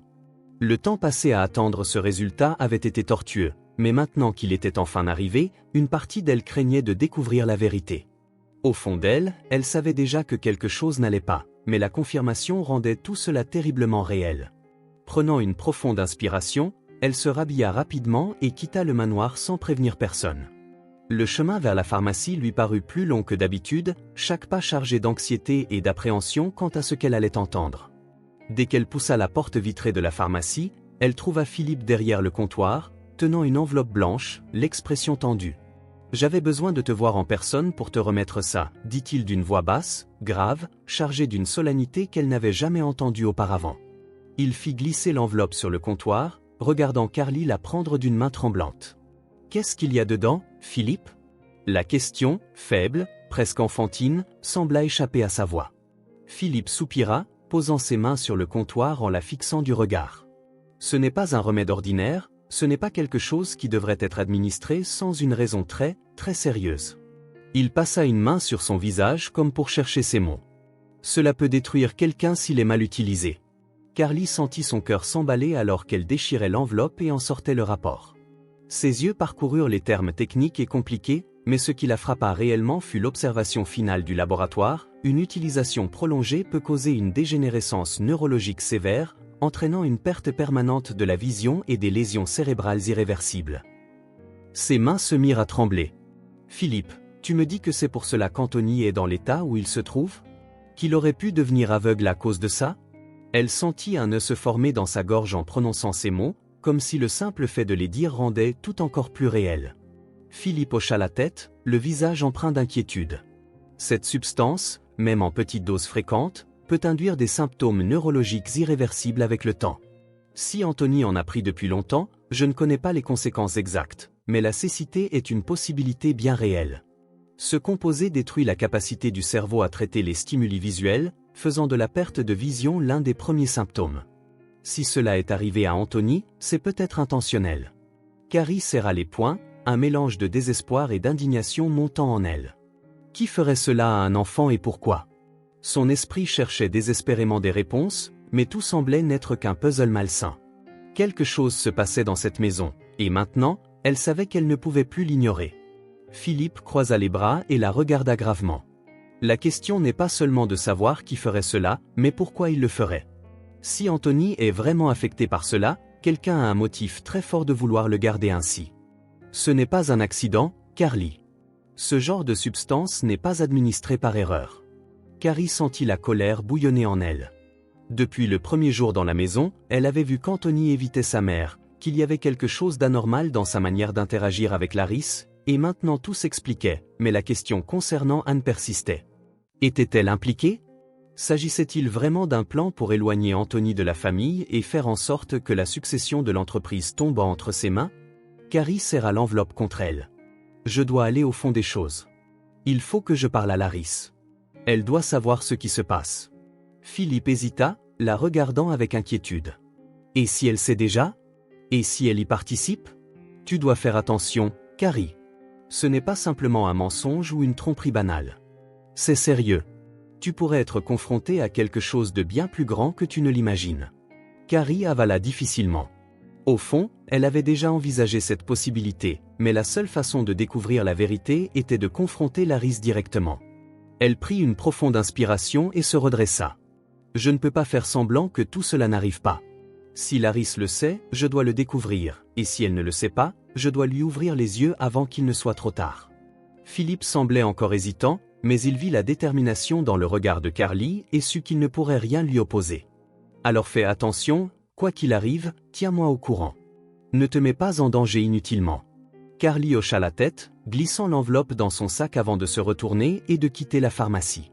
Chaque pas vers le manoir semblait plus lourd que le précédent. Elle avait déjà sa réponse, mais maintenant, elle devait affronter l'inconnu. Le poids de cette dernière révélation planait toujours sur le manoir, tandis que Laris tentait d'avancer du mieux qu'elle le pouvait. Ces derniers jours, sa relation avec Anthony semblait s'améliorer, et chaque petit progrès lui donnait l'espoir de reconquérir enfin son fils. Ce matin-là, assise à côté du petit garçon dans le salon, elle passait doucement ses doigts dans ses cheveux, observant sa respiration calme. « Tu sembles plus détendue aujourd'hui, mon amour. Ça me rend heureuse, maman. Je veux que tu saches que je suis là pour prendre soin de toi, toujours. » Anthony ne répondit pas immédiatement, mais il se rapprocha un peu, ce qui était déjà une victoire pour Laris. Déterminée à continuer de préparer l'avenir de la famille, Laris regarda l'horloge et appela Anne, qui apparut en haut de l'escalier, l'air indifférent. « Anne, aujourd'hui, je veux que tu ailles à l'entreprise. Il est temps que tu t'impliques davantage. Je veux que tu apprennes tout ce que tu peux, car bientôt, la responsabilité sera la tienne. » La jeune femme haussa un sourcil, dissimulant le sourire satisfait qui menaçait d'apparaître. « Bien sûr, maman, si c'est ce que tu veux, j'y vais. » Laris acquiesça, convaincu de mettre enfin sa fille sur la bonne voie. Pendant que sa fille montait à l'étage pour se préparer, Laris se leva et se rendit dans la cuisine, où Anne organisait habituellement les médicaments d'Anthony avant de lui donner sa dose habituelle. Elle ouvrit le placard où sa fille gardait toujours les flacons, mais son cœur s'accéléra en constatant que le médicament n'y était pas. Fronçant les sourcils, elle fouilla dans les autres placards de médicaments et de suppléments, mais aucun ne correspondait au bon flacon. « Ça ne peut pas arriver. Ma fille le laisse toujours ici, » murmura-t-elle, tentant de comprendre comment cela avait pu disparaître. À l'étage, Anne se regarda dans le miroir avec une étincelle dans les yeux que peu avait vue auparavant. Ses doigts effleurèrent lentement le col de son chemisier impeccable, tandis qu'un sourire calculé apparaissait sur ses lèvres. « Enfin, tout est sur la bonne voie, » murmura-t-elle pour elle-même. « Maman me fait confiance et Anthony est de plus en plus mis à l'écart. L'entreprise sera la mienne. Je deviendrai la femme d'affaires que tout le monde respecte et personne ne pourra m'arrêter. » Elle inclina légèrement la tête, admirant son image comme si elle pouvait déjà visualiser son avenir glorieux. Les pensées d'Anne se firent plus profondes. Depuis l'accident d'Anthony, chaque pas qu'elle avait franchi avait été soigneusement planifié. La fragilité de sa mère était son atout le plus précieux. Avec le temps, elle avait réussi à la plier à sa volonté. Anthony n'était qu'une pièce jetable, un obstacle à maintenir exactement là où il était. Il n'aurait jamais dû naître, il n'aurait jamais dû avoir de chance, et maintenant, il n'en a aucune. Elle laissa échapper un rire doux, satisfaite de l'évolution des choses. Pendant ce temps, Laris errait dans la maison, de plus en plus bouleversée. Elle vérifiait la salle de bain, la table de nuit, même le garde-manger, cherchant le flacon disparu. « Rien, ça ne peut pas avoir simplement disparu, quelqu'un y a trafiqué, » murmura-t-elle, un frisson lui parcourant l'échine. Son regard se posa sur Anthony, assis sur le canapé, jouant distraitement avec ses doigts sur le tissu. Le garçon ne semblait pas inquiet, mais Laris ne pouvait ignorer l'inconfort croissant dans sa poitrine. Descendant l'escalier d'un pas léger, Anne remarqua l'attention de sa mère et décida d'intervenir. « Qu'est-ce qui ne va pas, maman? Tu cherches quelque chose ?» demanda-t-elle, feignant l'inquiétude, tandis qu'elle observait Larry s'ouvrir et fermer des tiroirs d'une main tremblante. La femme soupira, manifestement frustrée. Le médicament d'Anthony a disparu. D'habitude, je le laisse toujours dans le placard, mais maintenant, il n'est plus là. Un désespoir perçait dans sa voix, et Anne étouffa le sourire menaçant d'apparaître. « Maman, tu as été tellement fatiguée ces derniers temps, avec tant de choses en tête. C'est normal d'être un peu débordée, dit-elle en descendant les dernières marches et s'arrêtant à côté de sa mère. Mais ne t'inquiète pas, j'avais déjà pris le médicament plus tôt. Il était dans ma chambre, je l'ai pris plus tôt, je pensais que tu pourrais en avoir besoin, ajouta-t-elle en sortant le flacon de son sac et en le tendant à Laris avec le regard d'une fille dévouée. Le voilà. Tu peux le donner à Anthony maintenant, sans stress. Laris prit le flacon avec un soupir de soulagement, sans même poser de questions. Oh, quelle frayeur, ma fille, j'ai cru l'avoir perdu. Il faut que je m'organise mieux, murmura-t-elle en dévissant le bouchon et en préparant la bonne dose. Anne croisa les bras, observant calmement sa mère, comme si elle analysait chacun de ses mouvements. Oui, maman, tu as vraiment été distraite ces derniers temps, tu accumules trop de soucis. Ce n'est pas étonnant que tu penses avoir oublié des choses. Tu as besoin de te reposer un peu, suggéra-t-elle d'une voix douce et maîtrisée. Laris jeta un rapide regard à sa fille, sans répondre, se contentant de verser les pilules dans sa main et se dirigeant vers le salon, où Anthony était assis sur le canapé, calmement en train de jouer avec ses doigts sur le tissu. Anne resta dans le couloir, observant sa mère avec intérêt, tandis qu'une satisfaction brûlante grandissait en elle. Elle était aux commandes, chaque détail, chaque geste était orchestré par ses mains, et personne ne soupçonnait rien. Sans ajouter un mot de plus, Anne quitta la pièce et remonta à l'étage pour se préparer. Devant le miroir de sa chambre, elle s'arrêta et s'observa avec un regard à la fois critique et fier. Elle prit un pinceau et le passa lentement dans ses cheveux, admirant son image. « Je me rapproche de plus en plus de ce que je veux, murmura-t-elle. L'entreprise sera la mienne, l'avenir sera le mien. Personne ne pourra m'arrêter, ni Anthony, ni maman, personne. » La jeune femme ajusta le col de son chemisier et sourit à son reflet. Elle savait que sa mère était vulnérable et, avec chaque jour qui passait, son influence grandissait. Elle n'avait plus besoin de se battre aussi durement, car désormais, Laris lui offrait tout sur un plateau d'argent. « Tout est exactement là où ça doit être, » murmura-t-elle, les yeux brillants de détermination, et à la fin, Anthony ne sera jamais un problème. Carly entra dans le manoir d'un pas ferme, le cœur battant fort, la rage bouillonnant en elle telle une flamme incontrôlable. Sa respiration était lourde, ses mains tremblaient, non pas de peur, mais d'indignation. Le poids de la vérité qu'elle portait en elle était accablant, et rien d'autre ne comptait que de révéler ce qu'elle avait découvert. Ses yeux balayaient rapidement les environs jusqu'à se poser sur Laris, qui tenait la tasse et le flacon de médicaments, sur le point d'administrer la dose à son fils. Le temps sembla ralentir un instant, comme si toute la tension accumulée en elle était sur le point d'exploser en mots. Sans hésiter, Carrie fit un pas en avant et sa voix trancha l'air comme une lame aiguë. « Tu es un monstre. Comment peux-tu continuer à lui donner ça, en sachant ce qu'il y a dedans ?» Son cri résonna à travers les murs du manoir, faisant écarquiller les yeux de Laris, visiblement surprise par cette accusation soudaine. Anthony, assis, ressentit l'impact de cette énergie, par réflexe de protection, haussa les épaules en ramenant ses petites mains sur sa poitrine, sentant la tension dans l'air et essayant de comprendre ce qui se passait autour de lui. Laris cligna des yeux plusieurs fois, tentant d'assimiler ce qui se déroulait, comme si elle ne pouvait pas traiter les mots qui venaient de lui être lancés. « De quoi parles-tu, Carrie ? Qu'est-ce qui t'arrive ?» Sa voix était hésitante, chargée de confusion, comme si son esprit ne parvenait pas à suivre la cadence furieuse de la colère de Carly. Carly traversa la pièce d'un pas ferme et furieux, pointant directement le flacon dans la main de Laris, comme si elle montrait la preuve même du crime. « Philippe, analyse ce médicament. Cela pourrait être ce qui a laissé Anthony dans cet état. Peut-être que, depuis le début, tu savais et que tu continuais à le lui donner, » dit-elle, sa voix ne tremblant plus seulement de colère mais aussi d'un désespoir retenu, d'un besoin irrésistible que Laris comprenne le poids de ce qu'elle a fait. Laris pâlit, le verre dans sa main vacillant, sa main tremblante trahissant le tumulte intérieur qui la submergeait à cet instant. Ses lèvres s'ouvrirent, comme pour prononcer quelque chose, mais aucun mot ne sortit, seulement un silence suffocant qui s'épaississait dans la pièce.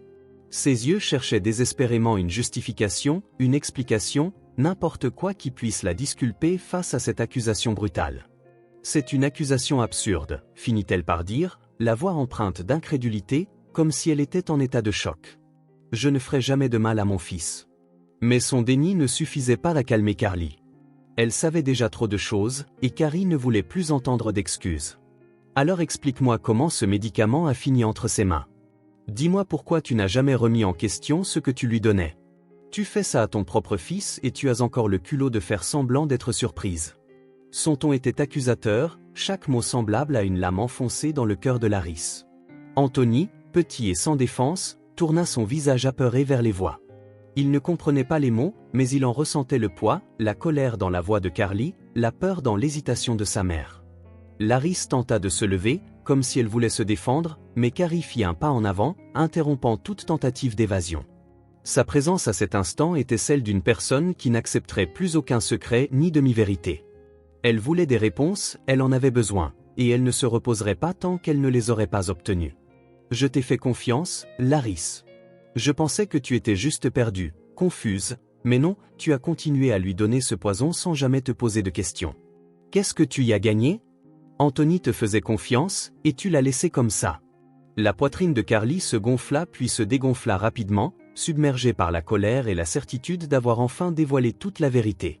Ses yeux étaient rivés sur Laris, cherchant une réaction, un signe de culpabilité, l'attente qu'elle admette enfin qu'elle savait ce qu'elle faisait, mais Laris ne fit que baisser la tête, comme si elle digérait les mots qui lui étaient lancés comme les pires leçons de morale. Ses mains se serrèrent sur ses genoux et sa respiration commença à faiblir. Il semblait que, pour la première fois, elle envisageait vraiment la possibilité que tout cela soit vrai, mais alors sa voix sortit en un faible murmure, presque inaudible, comme si elle suppliait Carly de la croire. « Je n'ai jamais rien fait contre mon fils. Tu l'as empoisonné toi-même. » Carrie cracha ces mots en croisant les bras, voyant le masque de Laris se briser. « Et si tu penses pouvoir continuer à faire semblant, je te jure que j'irai à la police immédiatement. » Les yeux de Laris s'écarquillèrent à ces mots, la peur devenant alors palpable, comme si un gouffre s'était ouvert sous ses pieds, prêt à l'engloutir. Sa respiration devint saccadée et ses mains tremblèrent davantage, mais alors quelque chose d'inattendu se produisit. Son expression se changea, sa posture voûtée se redressa, et sa voix, bien que tremblante, se fit ferme. « Anne a toujours choisi les médicaments, dit-elle d'une voix basse, puis le silence retomba comme une lourde pierre. Carly cligna des yeux, confuse, le cœur battant à tout rompre, tandis que Laris leva son visage, cette fois, avec la culpabilité gravée sur chaque ligne de son expression. « Je n'ai jamais rien choisi. J'ai signé les papiers, j'ai eu confiance en elle, je n'ai jamais rien vérifié. Je me sens coupable, avoua-t-elle, coupable de tout. Alors quand Anne a dit qu'elle s'en occuperait, je l'ai laissé faire. » Le sol semblait disparaître sous les pieds de Carly. Tu lui as permis de continuer à lui administrer le médicament jusqu'à ce qu'il perde tout, jusqu'à ce qu'il ne puisse plus se défendre, jusqu'à ce que l'entreprise soit entre mes mains. Anne baissa les yeux, comme si elle savait qu'il n'y avait plus d'échappatoire. Laris, toujours tremblante, prit le téléphone posé sur la commode et composa, d'une main hésitante, le numéro. L'appel fut bref, sa voix tremblante mais déterminée. « S'il vous plaît, j'ai besoin d'une patrouille chez moi immédiatement. » Anne observa la scène sans réagir, seul un léger haussement de sourcils trahissait sa surprise. « Alors c'est ça ? Tu vas me dénoncer, maman ?» Laris la regarda un moment, puis murmura, sans détourner le regard. « Je t'ai perdu il y a bien longtemps. » Quelques minutes plus tard, les sirènes retentirent à l'extérieur du manoir, faisant frissonner Anne. Ses yeux parcoururent la pièce, évaluant les issues, mais il n'y avait aucune échappatoire. Lorsque les policiers entrèrent, elle recula comme si le choc de la réalité l'avait enfin frappée. « S'il te plaît, je suis ta fille, maman. Tu ne peux pas me dénoncer. Tout ce que j'ai fait, c'était pour nous. Tu as toujours dit que tu avais besoin de quelqu'un de fort à tes côtés. J'ai fait ça pour toi. » Mais Laris ne voyait plus sa fille de la même manière. Ses yeux, rouges mais fermes, déclarèrent. « Tu as agi pour toi-même, Anne. Jamais pour moi, jamais pour Anthony. » La voix d'Anthony, après avoir tout entendu, retentit à la porte de la chambre, brisant le silence de la pièce, fragile mais chargée d'une douleur enfantine. « Toi, tu ne m'as jamais aimé. » Cette simple question fit enfin s'effondrer Anne, sa respiration se raccourcit, pendant un moment, elle sembla ne plus savoir quoi répondre. Sa voix s'éteignit.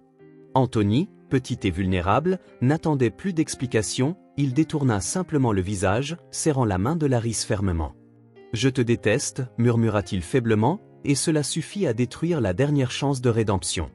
Les policiers la menottèrent, les chaînes tintant tandis qu'Anne était emmenée.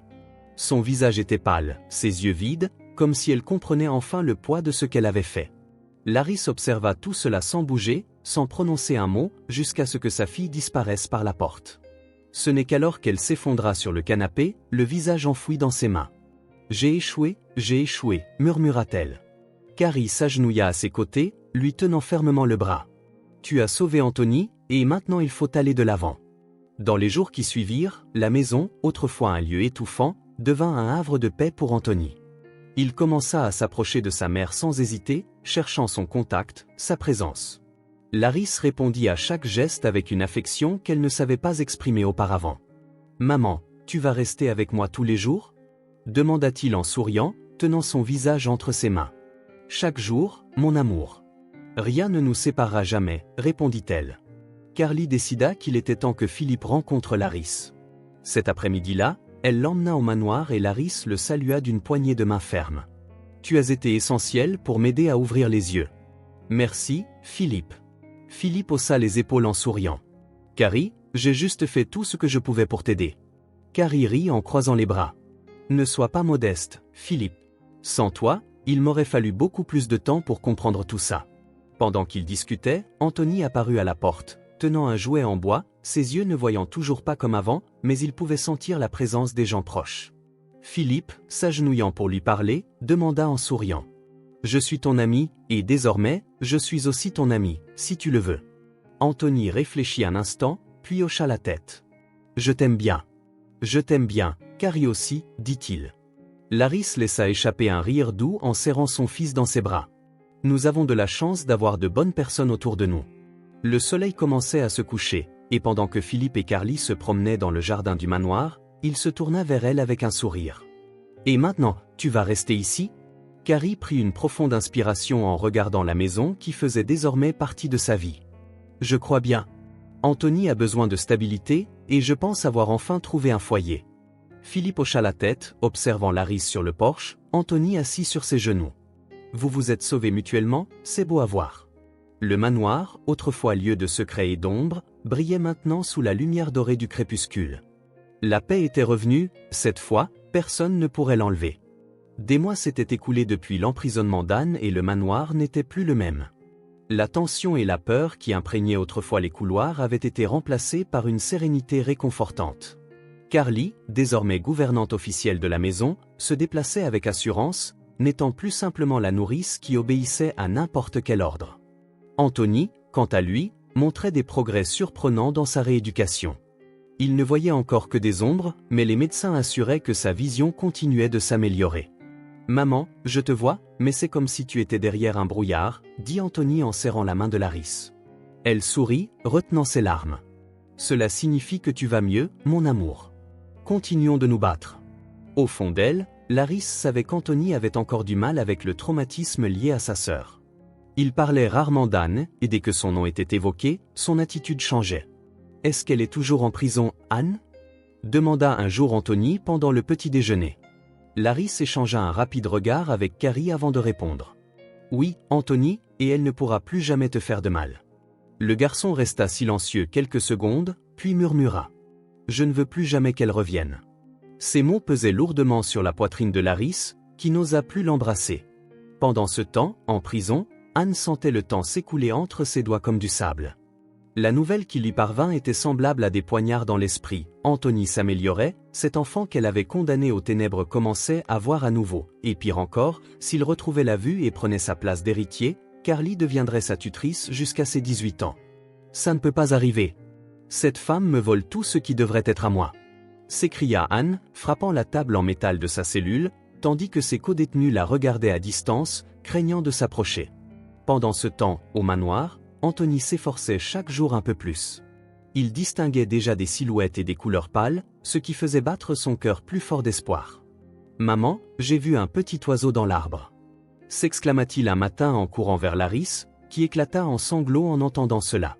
Carrie, venant de la cuisine, laissa tout tomber et se précipita vers eux. « Anthony, tu es sûr ?» demanda-t-elle. Le garçon hocha la tête, les yeux grands ouverts et brillants d'émotion. « Tu es magnifique, maman. »« Je me souviens de ton visage, » dit-il, alors que des larmes submergeaient Laris qui l'enlaça tendrement, incapable de retenir ses sanglots. Carrie ne put retenir ses larmes non plus, son cœur battant la chamade face à la scène. Philippe, qui se trouvait dans le salon, sortit en entendant les cris et sourit en réalisant ce qui se passait. « Félicitations, champion. Je savais que tu pouvais y arriver, » s'exclama-t-il. Anthony rit, pleura et sauta en même temps, son cœur débordant de bonheur. « Je pensais ne jamais te revoir, mais maintenant, je te vois », se répandit la joie dans toute la maison. Le personnel, présent auprès d'Anthony depuis sa plus tendre enfance, fut ému de le voir courir dans le jardin, montrant des fleurs, des arbres, et tout ce qu'il n'avait auparavant connu que par le toucher. « C'est incroyable !»« Je te vois, je vois tout », s'écria-t-il. La nuit tomba, mais l'émotion ne s'atténua pas. Laris prépara un dîner spécial et le manoir vibrait d'une vie nouvelle.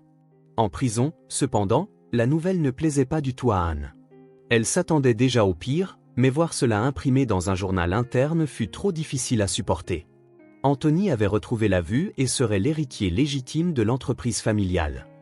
Le gros titre disait « KY, cette femme que je méprise tant est désormais la personne la plus proche d'Anthony, s'il n'a pas encore 18 ans, elle sera sa tutrice. » « Non, ça ne peut pas arriver, » murmura Anne, ses doigts tremblants en déchirant le journal en lambeaux.